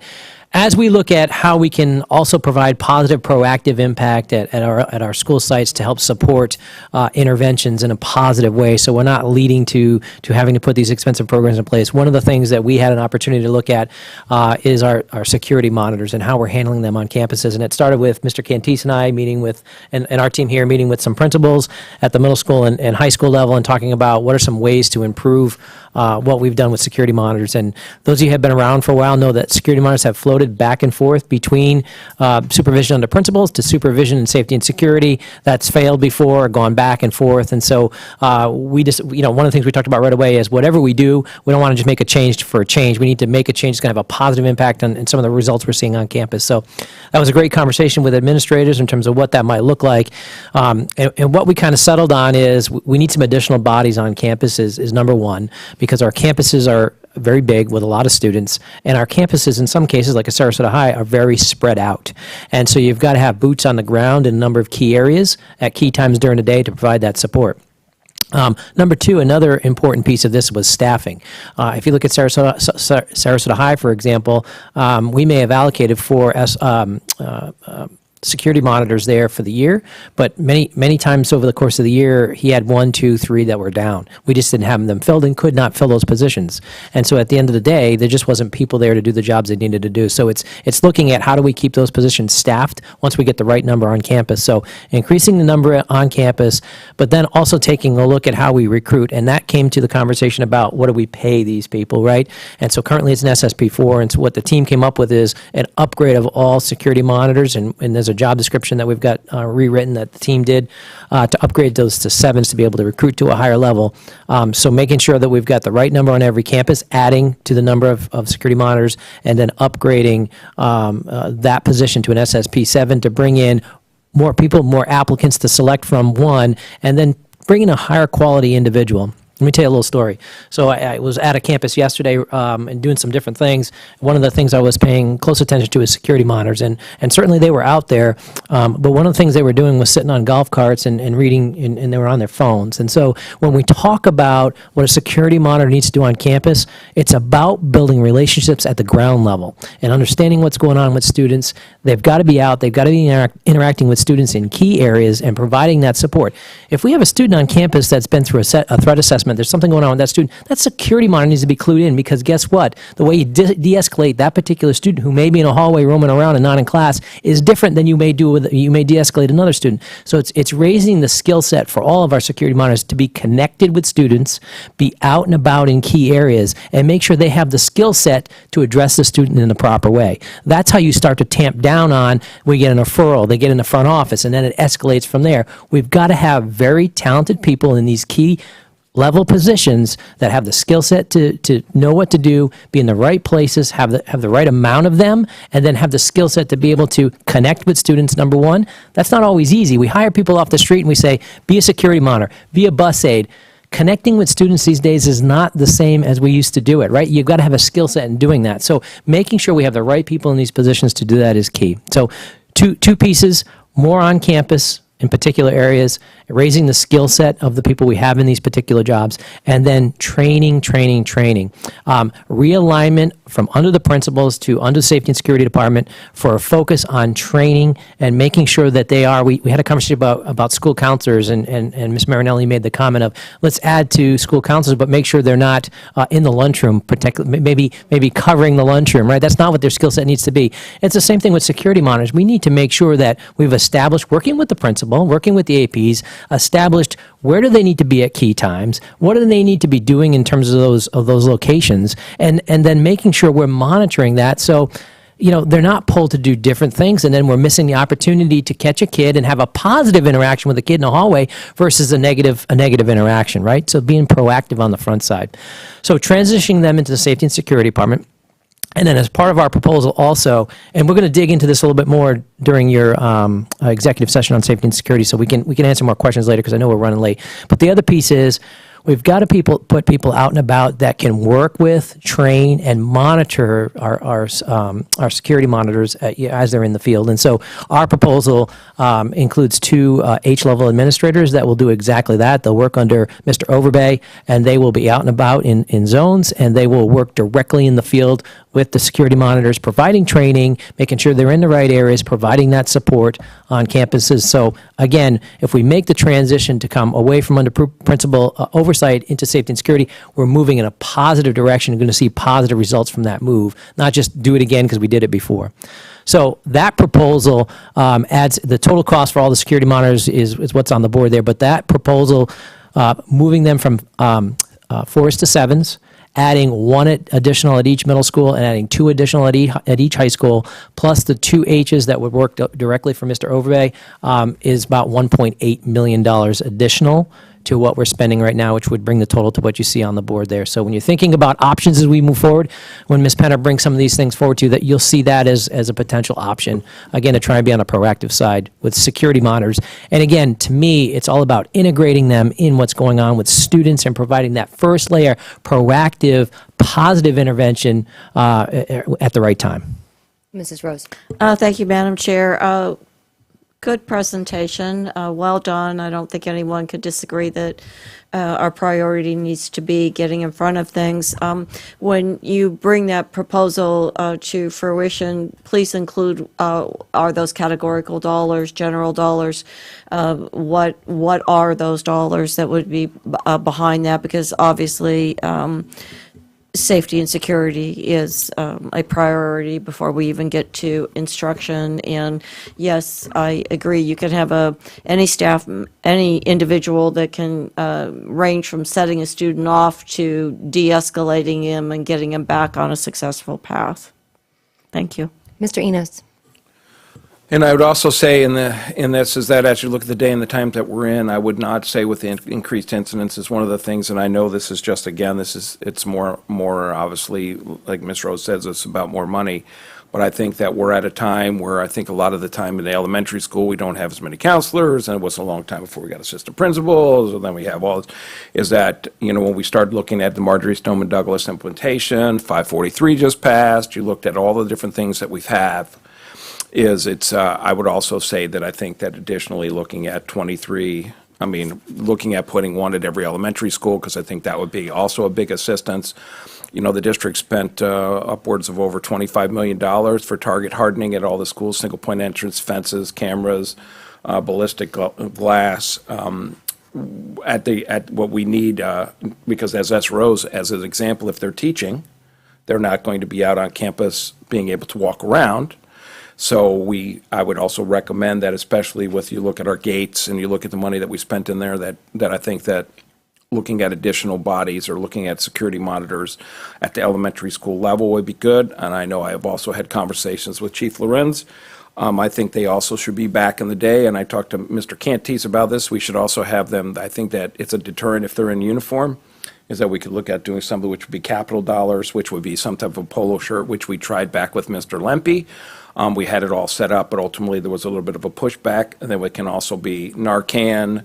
They can also be first aid responders. I think there are so many things by upgrading that position, because I also know from talking, as an example, to Mr. Jones at Sarasota High School, nobody's applying for SSP4 to be a security monitor on campus, and so he's had either 2 or 3 vacancies the entire year, which again, you look at that level of campus, you can't be in all the places because, you're talking about trying to stop kids from vaping. You're talking about monitoring bathrooms. You talk about social media with TikTok, and they had the grievous destruction last year and 2 years ago, and prying off fire alarms off out of the bathrooms in some of the high schools.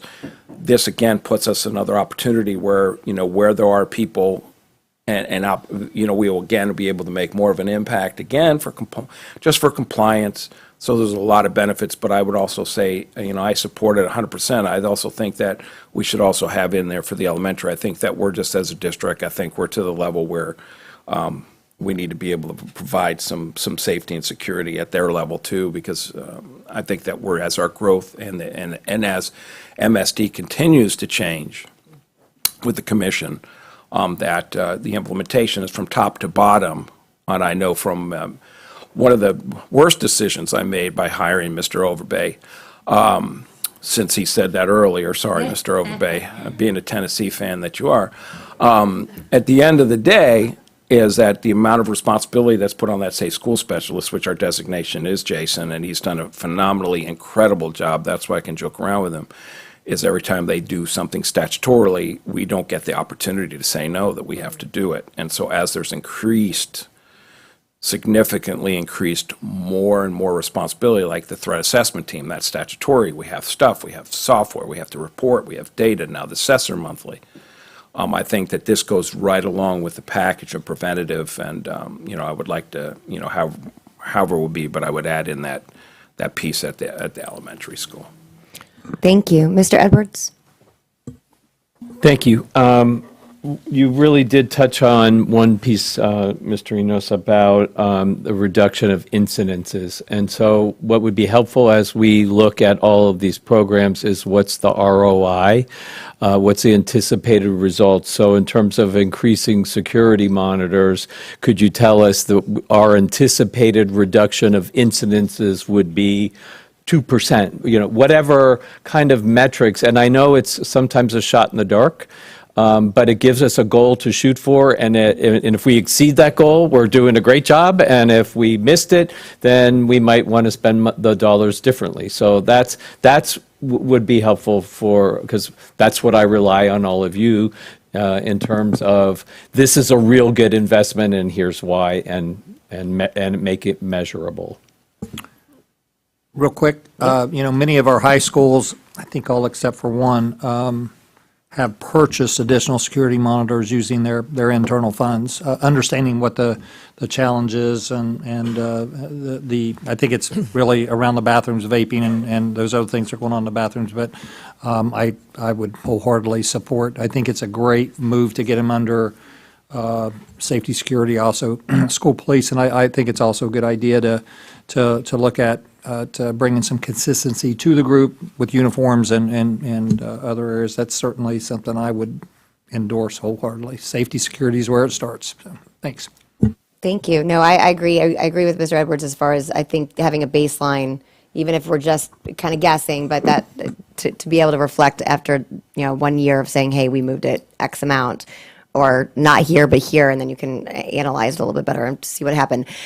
This may be this not related to the security is quite the same because it's an area of expertise, but one thing that we talked about with the parents walking onto campus, this was more around elementary, but was about level 3 background badges, and to me, I just think there really is a great opportunity if we're so fortunate to have more people interested, that they go through the proper background, and then we have additional people on campus. Has that been discussed further?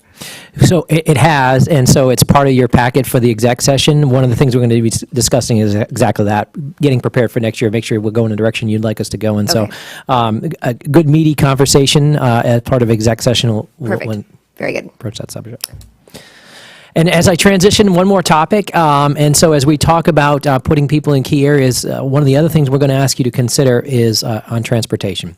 And so the last proposal there that was up, it's for spending about $1.5 million to put additional bus aids into transportation. And those bus aids, it's 35 additional bus aids, and we would be using those on particular buses where our drivers are having particular trouble getting kids back and forth to school in a safe manner. And so we would rotate these people into those buses for a particular time to be able to provide some additional support on that buses. In terms of ROI, we can specifically kind of look at, okay, is a referral being written from that bus to that administration? Because many times when you have a driver on a bus, they're doing one of two things. One, if there's behavior issues on the bus, potentially they're just driving the bus to wherever they need to go and they're ignoring the behaviors. And so those escalate into an investigation, sometimes lawsuits, reviewing of cameras, a lot of time on the backside of trying to fix all of that when they just don't know what's going on and they're just getting kids home or to school. And so we want to eliminate that. The other thing we look at is sometimes drivers will go back to school 15 times because they can't get the kids home and they won't drive the route, right? And so we have that too. Now we got kids an hour late because they're returning back to school, dropping kids off at school. It becomes a real problem. So having additional aids on buses, we're again back to being engaged with the kids on the bus, creating the relationships on the bus, and de-escalating in the right way allows us to get kids home in a safe manner.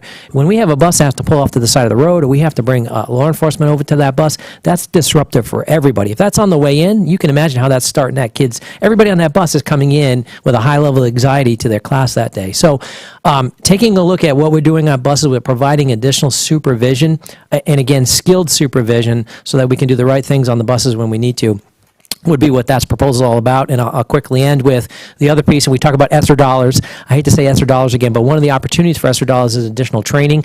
We are putting together a proposal that hopefully we're going to be able to fund with ESSER dollars for bus aides and bus drivers over the summer. We're bringing them and training them fully on, it used to be CPI, it is now something new, mindset on the new program in the district in terms of being able to verbally de-escalate students with that skill set so that drivers and attendants do the right thing at the right time with the right kids. And again, we can track that with less referrals going into the front office, not to just reduce referrals, because if we have to write a referral, we will, but a true reduction because we're taking the positive steps on the bus. So anyway, something else to consider as we move into budget cycle. Thank you. Mr. Enos. I also think that's a good idea. Obviously, we want our bus drivers to drive a bus and not have to be continually looking backwards to see what's going on. I also know that that also, again, is, I make jokes with Mr. Overbay. I know that his expertise of being up in Nashville, when he worked up there, one of the things is all of that bus footage and tape and all the disciplinary actions and everything that has to be reviewed also has to go through him and his position, as he does it exceptionally well. And obviously, I think that just in that, there's a lot of things that happen on the bus. And if you really get into, and I know we talk about mental health, the kids are more apt to say on the bus and to say things that are really more they're more open because they know it's on a bus. And so then again, we can also, because we've had instances where kids have made threat on the bus and they did end up having to be corrected because they were significantly in crisis. But that bus driver hearing it, on top of driving the bus, on top of doing all the other things, and we know traffic in Sarasota is light at best. I mean, we barely have any traffic. So that being considered, again, I would be 100%, and most of the faculty I've talked to with the bus driver aids, I think that's another good prevention, and it also goes with the mental health, it also goes with the verbal de-escalation, it also goes into the training, and I think that, we, as a chief, when I was here, we worked, even at the sheriff's office, we worked a tremendous amount of complaints that happen on the buses, especially at the back, where it's just a matter of it's just what it is, and that the bus drivers could not see it until after the event had occurred. So I'd also, again, for the board, I would support it. Thank you. Mrs. Rose. Thank you, Madam Chair. You're right on target, and I like the way you're getting in front of things. The ride on the bus can make or break the day, and it does both. And I think getting a support system there, and it has a direct impact on instruction and in the tone that the student enters the campus with, that potentially can domino into other issues involving other students. It's almost, it is analogous with social media. They both generate positivity or set the tone of how the day is going to go. So I fully support getting in front of pieces that can bring more success to the instructional day. Thank you. Mrs. Marinelli. I agree too. I support that, and I'm going way back in time where the only person that knew me would have been Miss Rose. But back in the day, when we did have bus problems, and I was the counselor at Southside, we had a very different student population. And when we'd get the call that the bus was coming back, I'd get the pleasure of riding that bus and take the kids home. And your mic just fell. And so my point of saying that is that we worked very closely with the community too. So, and I'm not trying to put extra work on anybody, but when parents would notify us if there was going to be a problem at the bus stop. So I think having the extra aides at those bus stops to be able to have those parents there, both at the beginning, they're going to school and coming back, you find out a lot what's going on. And that whole relationship thing, because the bus driver can't do that. And then we also had, certain kids that misbehaved. If Miss Rose had them, she had them on a behavior contract. I had them on a behavior contract. All of us worked together to help that driver, because it's tough. I always said, if anybody wanted me to resign, just put me in kindergarten or drive a bus. Those are the two hardest. So, but I support that, Jody. Yeah. I would agree. I think I just think that's got to be one of our most difficult jobs at all. I have 3 kids and I can barely drive 3 of them around. So and no, truly my hat's off to it. And I know we have a really hard time, and I understand why. I mean, it's a tough job, but I think Mrs. Rose, it's a great point. I mean, it's a wildly important job. Not only is it getting them to and from safely, but it really sets the tone for the day. And I 100% am all for this. My question to you, Jody, is are we going to be able to fill them? I think so. We're in good shape in transportation, and so we were just talking about Charlotte the other day, and so I feel like for the first time in a number of years, we're going to start the year full. Great. Which is wonderful, because that gets you off on a right start. So we're planning a lot of training over the summer. Hopefully we're starting full with drivers and attendants come the start of the school year. So we should be in a really, really good place to have a successful year. So I'm very confident this year moving in. And again, that's back to the board making the decision to raise pay for aides on buses and for drivers. That was a very strategic, timely decision that's going to set us up for success next school year. If you hadn't done that, I wouldn't be saying that right now. So Thank you to the board. That's exciting. Mr. Enos. So that goes into, I know we've received a lot of emails regarding to, and I believe you talked to me, we are actually fully staffed, and the other day we had a couple of extra bus drivers. So I guess what I'm asking about that is going into next year, I know as for parents, I know at one point that we were developing that mobile app that would be able to, for parents to be able, again, to be able to find when their kids are being dropped off. I'm assuming with fully staffed bus drivers and the things that we're looking at, that would be something that we'll be able to move forward with, that, because now we know what our will be more on a schedule because we have the personnel. Absolutely. That app will work again correctly like it's supposed to. We have transportation on one of your next workshop agendas. I believe it's next time. And so we'll be going through all of those conversations. We'll talk about staffing, where we are with staffing. We'll talk a little bit about routes, talk a little bit about some of the changes in state law and how we're trying to react to that in transportation. And so those will be great conversations and with Charlotte here to kind of have those with you in terms of giving you a viewpoint of where we are and then make sure we're in the right spot for you guys moving forward and what we're doing in transportation.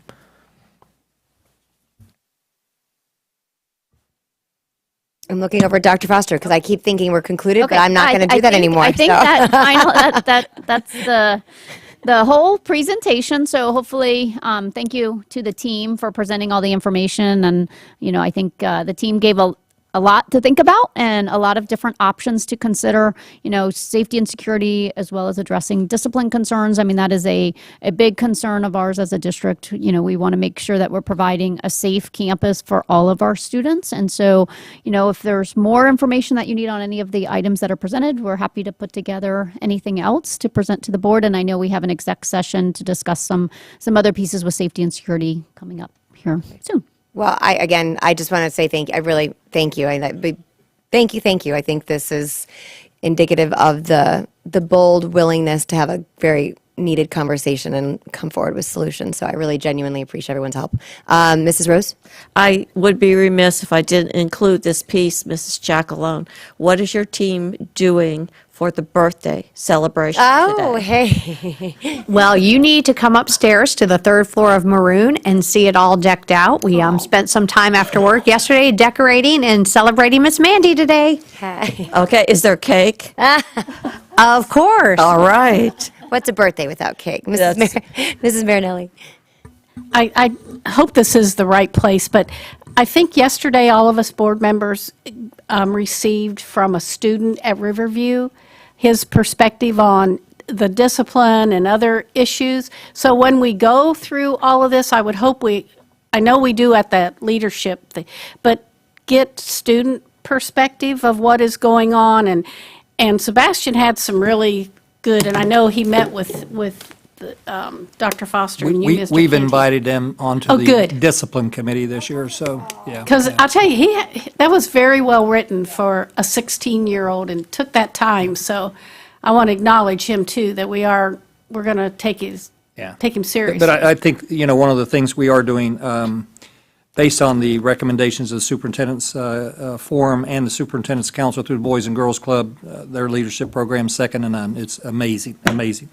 And every school has committed to those students on that committee that they will set up a principal's cabinet and council where they'll meet monthly with their students to talk about issues and challenges within the school from the student's perspective.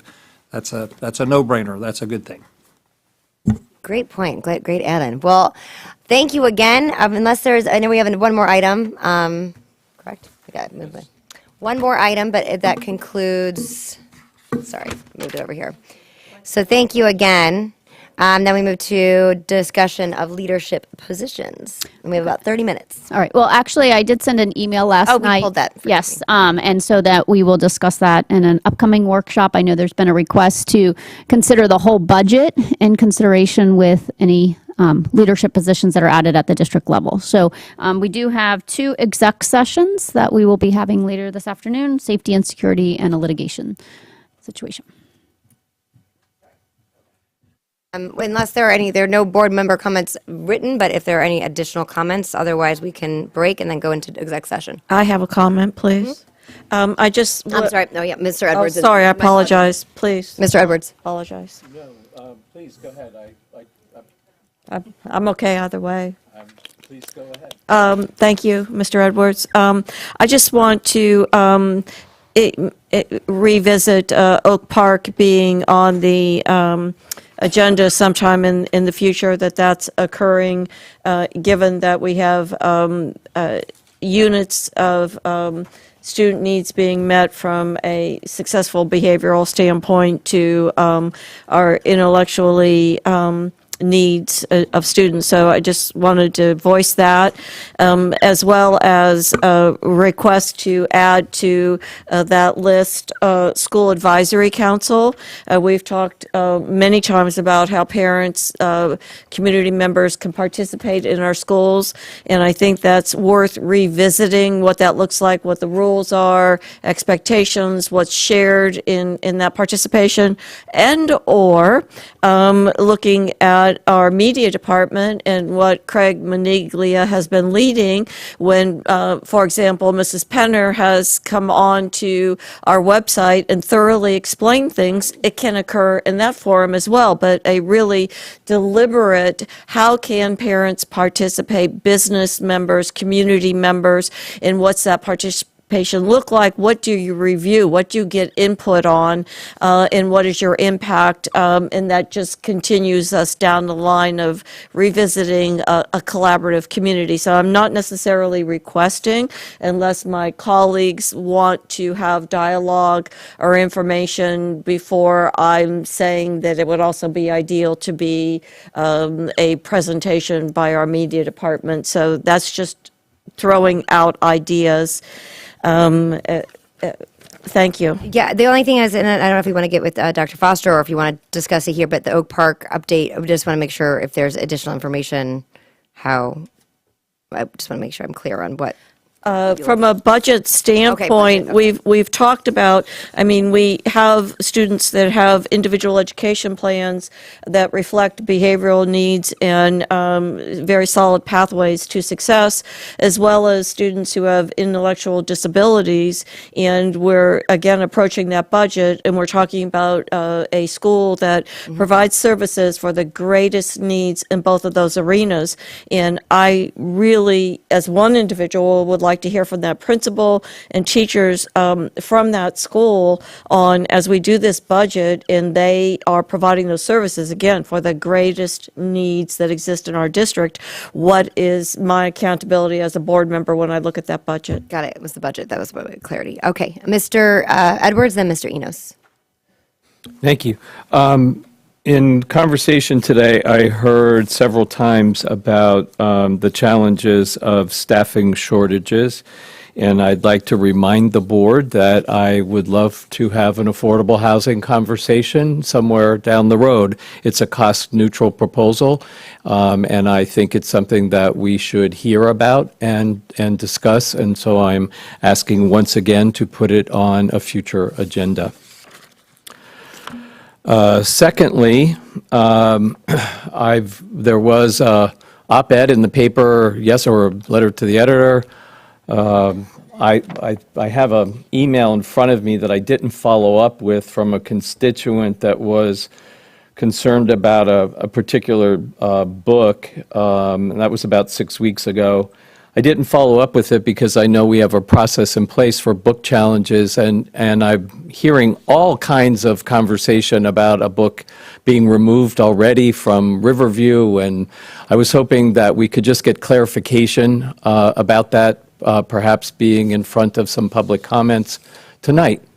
It's a book, I believe it's titled Choked.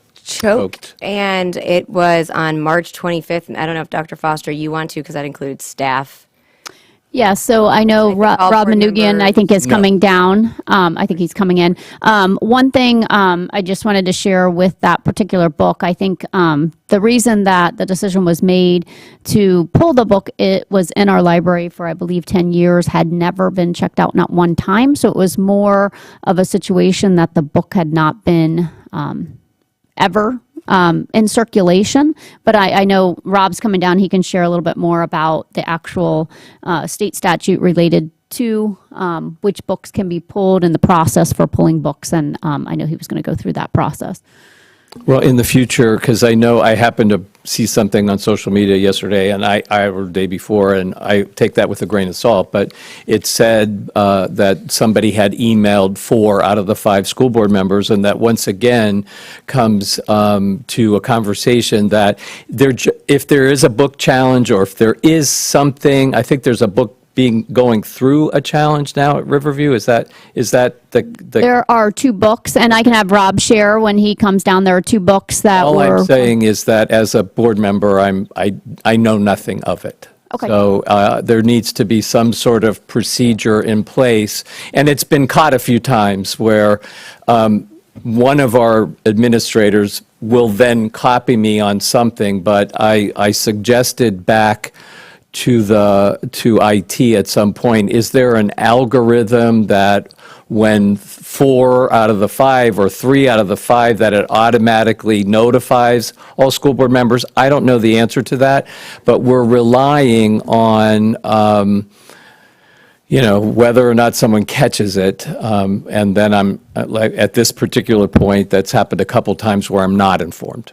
Okay, and if I can just, sorry. No, go ahead. So 2 things. One, I know the choke one went to all 5. I'll have to look on the Riverview one. One comment I want to make also is coming up on our next board workshop, we do have an update regarding textbooks, or on the June 6th one, we have it coming. Mr. Renoff's going to come up. So we do have it coming up on an upcoming workshop, looking at new legislation that's coming down. And as he's coming up to address that, I just wanted to also address Oak Park. We'll put Oak Park on one. We had met with Learning Solutions regarding our contract with Dr. Lockman. That was one thing that we addressed, and are really looking to her expertise as they go into that study to provide input on how to best staff a school such as Oak Park. But we can definitely have Ms. Lowitz come and present different scenarios with Oak Park as well.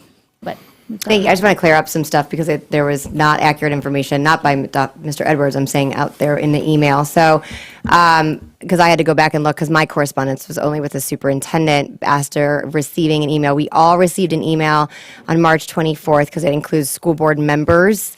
And then Dr. Foster responded to all school board members and the respondent or the constituent. And then all additional information I have was internal between myself and the superintendent with my personal opinion. And the update also was that we were going to be, which is what Dr. Foster just mentioned, that there was going to be an update by Mr. Manugian on the necessary items to go through the rest of our library books. But I see the 2 experts in front of me, so I'll let you take it away. All right, I'll turn it over to Rob in just a second to go ahead and field the question about the books and the possible challenges that are in existence right now. But I just wanted to let you know at the next workshop on the 16th, we do have a couple of instructional materials update, one regarding the textbooks, both social studies and mathematics. So we'll give you an update on that, classroom libraries, and some new software programs that we might be looking at to possibly replace our Destiny system that provide all kinds of upgrades, I would just say, to our families and to our community. And then on June 6th, we are going to be talking about the curation of our library materials. So stay tuned for that. So, Mr. Minigan. Thank you, Mr. Renoff. Good afternoon, everyone. Hello. So, just forgive me because I was kind of finishing up a few things and then heard the conversation and got the call to come down. So I just want to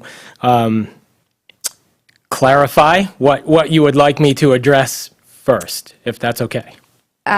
If you want to, I think the item, the book choked in the email that, and then the process of evaluating it, there was a conversation via email, but Okay. or Dr. Foster, I don't know, I mean, or Mr. Edwards, if you want to ask, what have you? I'm just reiterating that it seems to me that it's just information loss, that I did receive the all school board email about choked, and I have it in my hand. So I'm not challenging that, but then whatever transpired, I didn't personally follow up because I just assumed, my error, that it would go through the natural process of a book challenge and find its way where it was supposed to be. And then I found out that the book was removed and other things had happened. So I'm just trying to, more than anything, clear up for the public, clear up for myself, that whenever challenges happen or whenever circumstances happen, that all school board members are in fact notified. And I'll just, before you start, Rob, I think the final email correspondence happened on March 25th at 11 o'clock in the morning, and it was actually an email from Mr. Renoff that shared, it says, following a conversation with Rob this morning on the matter, it's the recommendation to document the official request for removal per state requirements of the book in question, have it removed based upon the reasons noted below. And then what Rob had shared, I want to clarify that my recommendations based on legislation and widely accepted weeding guidelines is that the district remove the book from circulation for the following reasons. Number one was age and grade level appropriateness. The book was clearly intended for adult readers. And number two, ability of the reader to comprehend the material. And three, state required weeding of libraries using accepted practices would include materials that have never been circulated, which was, I think, really the key piece here. And one thing that we found in looking at some of our textbook or our books in our media center is, we have over 80% of the books in our media center have been checked out less than 10 times. And so as we really look to move forward on books in general and our media centers and really making those centers to be an area where, brings literacy to life, I think that's something that we definitely need to look to as well. So in this particular case, this book had sat in the libraries at Venice High School and Northport High School and had not been checked out. So I'm going to turn it over to Rob and let you kind of take it from there. Okay, so, and I think you said it perfectly, and it was echoing my emails, but I got the information I'd completely straight from- forgotten about that email, to be honest with you, because it was some time ago. But yeah, so based on the complaint we received, I was asked to take a look at this particular title. And in doing so, I looked at it from current legislation perspective in terms of what we are now being asked to do as far as vetting library materials would be, and consider that book as if it were brought to us for purchase the first time around. I wasn't familiar with the title. I'd never heard of it. It wasn't on some of these widely circulated lists. So I did some research and did discover that there was a copy at Venice High and a copy at Northport High, of which one of the copies, and I don't remember exactly which one, had never been circulated. So our historical data goes back to 2013 when we moved from the Mandarin Library Automation System to Destiny, which we have now. And at the time, technology only allowed us didn't allow us to import historical records in terms of books when they were brought into the system. So the book in question has a copyright, I believe, of 2001, but there's no way for me or us to go back prior to 2013 and see. What I have to go on is that date, March 2013. And that seems to be that's when we did the bulk import from Mandarin to Destiny. So when I see that across a wide range of books, I make the logical assumption that those books were already in our system and moved over. Keep in mind, at that point, I did see that only one of the titles, and again, I don't remember which school, the book had only circulated one time. If we were to apply current vetting standards to those books, additionally apply widely accepted and approved weeding practices for how we would look at a collection now, what the public library does, what we would do is look at circulation, the condition of the book, and the relevance of the title, regardless of whether it's fiction or nonfiction, and make a determination on whether or not that book should stay on the shelf, just for that purpose. If we've had a book on the shelf for 10 years and it's never been read, why is it still sitting on the shelf? So I shared that information, as you could tell, via the email, and looking at that specific title. So that's I did that simply because I was asked to do it. I hadn't heard of the title, and I thought, we really should be looking at specific titles like this and determining, well, where did the book come from? Again, as much information as we possibly could. So. Do you want to highlight what the process with the books in question at Riverview and where we are in the process with that as well? Sure. So we received challenges on two books from one complainant, two titles, Lawn Boy and Looking for Alaska. The process because that process, and we received both of those processes at the same time, the task to ask the school to put together a committee to evaluate both books, I did ask the principal whether or not she thought they would want to tackle those both at the same time, concurrently, or just do them sequentially, because it is a big task, and I've never seen a committee that hasn't taken the job seriously, so it does take some time to do it with fidelity. So they essentially what came out of that was they wanted to do it sequentially, simply because the principal wasn't sure whether or not the committee that reviewed the first book, Lawn Boy, would want to stay on and then review Looking for Alaska. So I thought that was a fair ask. So they completed Lawn Boy. They made their recommendation. I mean, I'm happy to share that with you, but at this point in time, I've shared that, I believe, with Mr. Renoff. I shared it with the complainant. The complainant has the opportunity to appeal, which they have not at this point. We do not have any limitations on the school level process in terms of challenging books. We don't have a cutoff. So at the district level, we give the complainant up to 15 days, I believe it is, to file an appeal to the decision. At this point in time, and we are looking at making some revisions to our challenge policies based on current legislation and current practice. At the same time, so I shared that with the complainant. We have not heard back.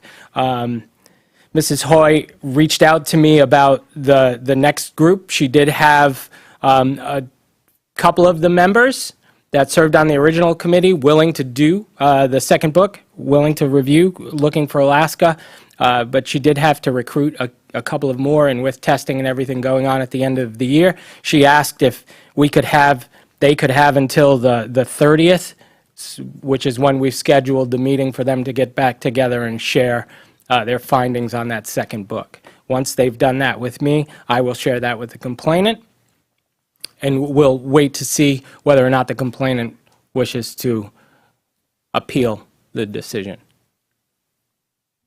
Did you have a follow-up? Yeah, I just want to, my issue is that if Mr. Manuglian said that it was his recommendation, I never got, yes, it will be removed.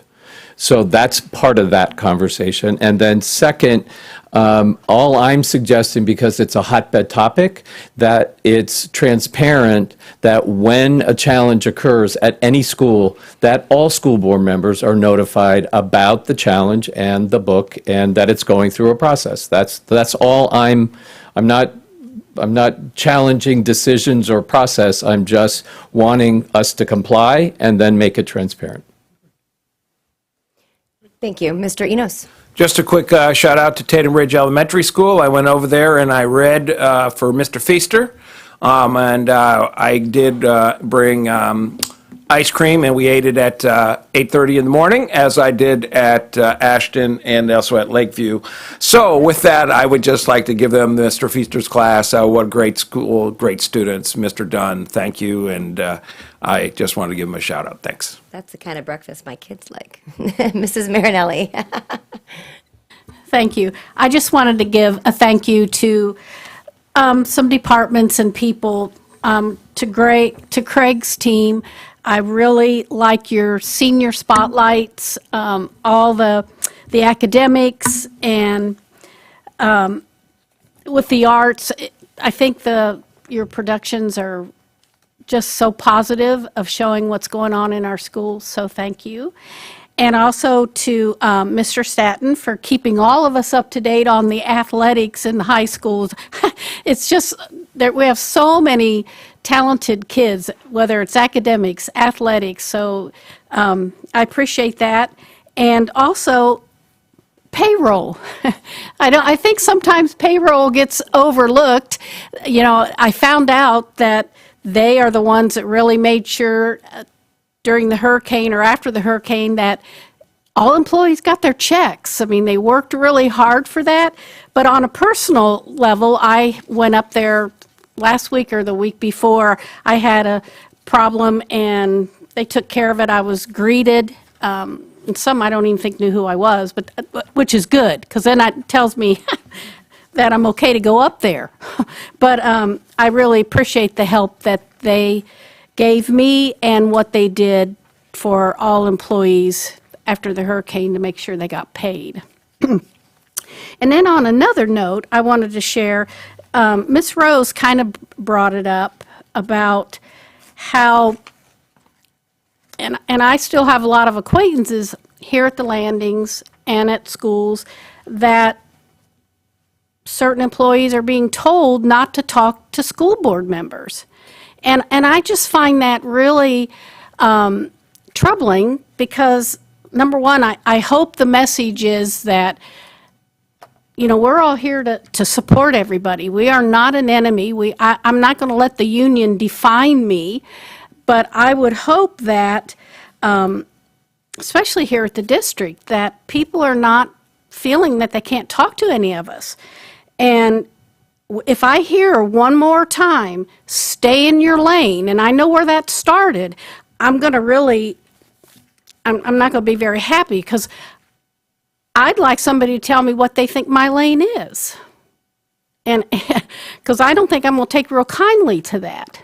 So we're all here to work together. I mean, we might have our differences up here, but at the very end, we're all here for all the staff and to try to do the best we can in making the decisions. And I just would hope, and I'll hold the superintendent accountable and everybody in here, that I just hope you get that's not being said. Because I just find that real troubling that we are not to be talked to. And I can't imagine anybody in this room doing that, because I've known you all for a long time. So I just wanted to, I hold myself accountable, and I hold everybody else accountable, because working in this district and knowing how wonderful it always has been, I'd like to get past all this, and we all really work together, and we show that we're working together. And so that's all on that. Thank you.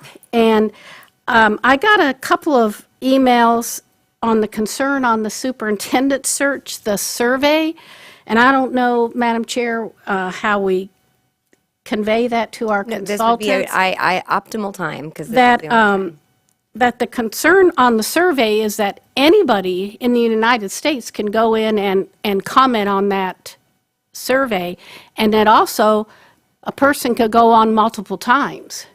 So my question, if that's true, how are they going to be able to filter through what really is pertinent to Sarasota County? I think that's an excellent question. Mr. Maniglia is coming up. Thank you, Mr. Manugian, for coming down. I appreciate it, and all the work that you continuously do.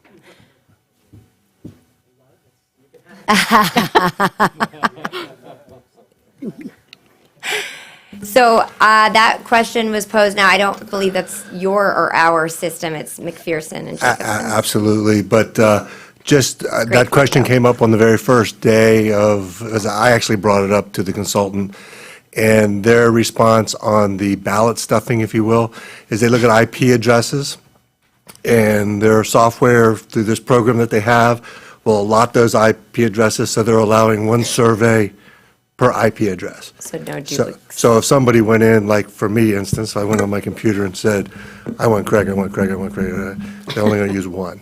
So that, now as far as in the United States, if someone's forwarding that link or our website's open to the world, people could take that. But again, these surveys, each one of these surveys that you'll see the data on is one data point. So through reading all of this information, when you get it, you should be able to see a concise, you should be able to tell if someone was from another place based on what they're asking for. And the questions are they're very innocuous. They're very broad stroke on what we're looking for: honesty, integrity, all the things that we know we want in a superintendent. So I think the verbatims will be helpful, but they'll also be redacted. So it won't say that I want, for instance, I want Craig Maniglia. No, that'll be, I want nothing, because they're not going to use names. So if that's helpful, but that's what they're doing with the IP addresses alone. The sentiment that you can hear when you go, Currently, we're averaging about 40, under 50 people at the town hall meetings. Staff is, I think, elected to take most of this online. We're not seeing a huge staff turnout, and that's what it is right now. I'm sorry, but, well, I could do that offline, but I did hear that there was, I know that there was timing, we tried to work through that, but there Yeah, was. and we're there a long time, and timings can be worked through, and we're there. My team gets in there about 3 o'clock. The IT team's already set the rooms up, and we don't leave until after 9. So it is, it's very informative. The group has, the consultants have sat one-on-one and one-on-4 with people.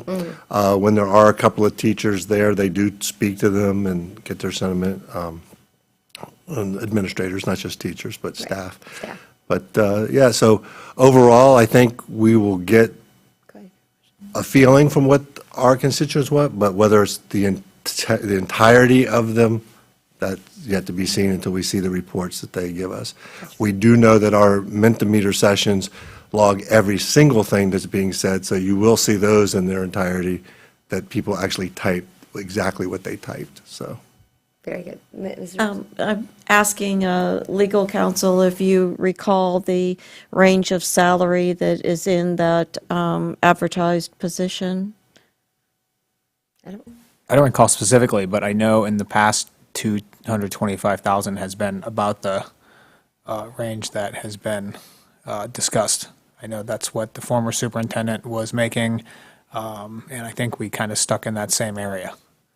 I just want, as we go forward, to assure that we have opportunities with the greatest quality to accomplish, in particular, all the goals that each of these board members have in a superintendent to serve this community and our children and the quality of instruction. That as one board member, I just want to voice that I'm not ruling out flexibility with that piece, in that obviously with the nature of the opposition that has been displayed in our chambers to the like or dislike or in between of any legislative actions in the things that are happening in Florida, that I want to make sure that we are opening up ourselves to multiple opportunities to choose the best match and the best quality that each of the 5 board members sitting on this dais feels the most confident with. In reflection, myself in conversations with my the one-on-one that each of us had with the current search firm and consultants, I'm just voicing that piece as one person. I don't want to rule that out. Thank you. Craig? Yeah, the job posting itself that's on our website and out throughout the country, I guess, it says regionally competitive. Yeah, I was gonna say, I don't think there was So any there's not specified a amount. figure, so. Perfect. So that Because I got worried, I was like, I don't think we put anything. That's what I but- wanted those That's what I- assurances, because we have the potential to be a national model, and that's going to take a highly skilled individual. Thank you for checking on that. Are you all set? Any other comments? Okay, Dr. Foster, was that from previous? Okay. Any other comments? I'll just close with, I was going to also take the comms department. I will tell you that over the years, it's come a long way, and everything from the example that was used for finance, I liked the idea that you mentioned for the SAC committee, if that's one example, as an idea, but also for your team's support in helping with the superintendent search and scattering that. I know that that's not easy, especially with all the award ceremonies that we have coming up. So I just really appreciate that. Thank you. If there are no additional comments, we will be moving into executive session for safety and security, and then a 2:15 executive session for litigation. Mr. Duggan, can we announce that now and then go back to back? So we're not going up and down, please. The only issue, well, I guess we could do that. We just need to wait for the court reporter to arrive too, because there's a statutory requirement that the litigation portion of it be transcribed by a court reporter, and she's scheduled to arrive at 2:15 when we had this set. Okay, here's what we're going to do. We're going to recess to executive session in 3:15, and then we will come back down here at 2:15. We will open the meeting, and we will go over there to finish our executive session. So we're not going back and forth. So we are moving to recess, and we'll reconvene at 2:15 to go into a litigation executive session.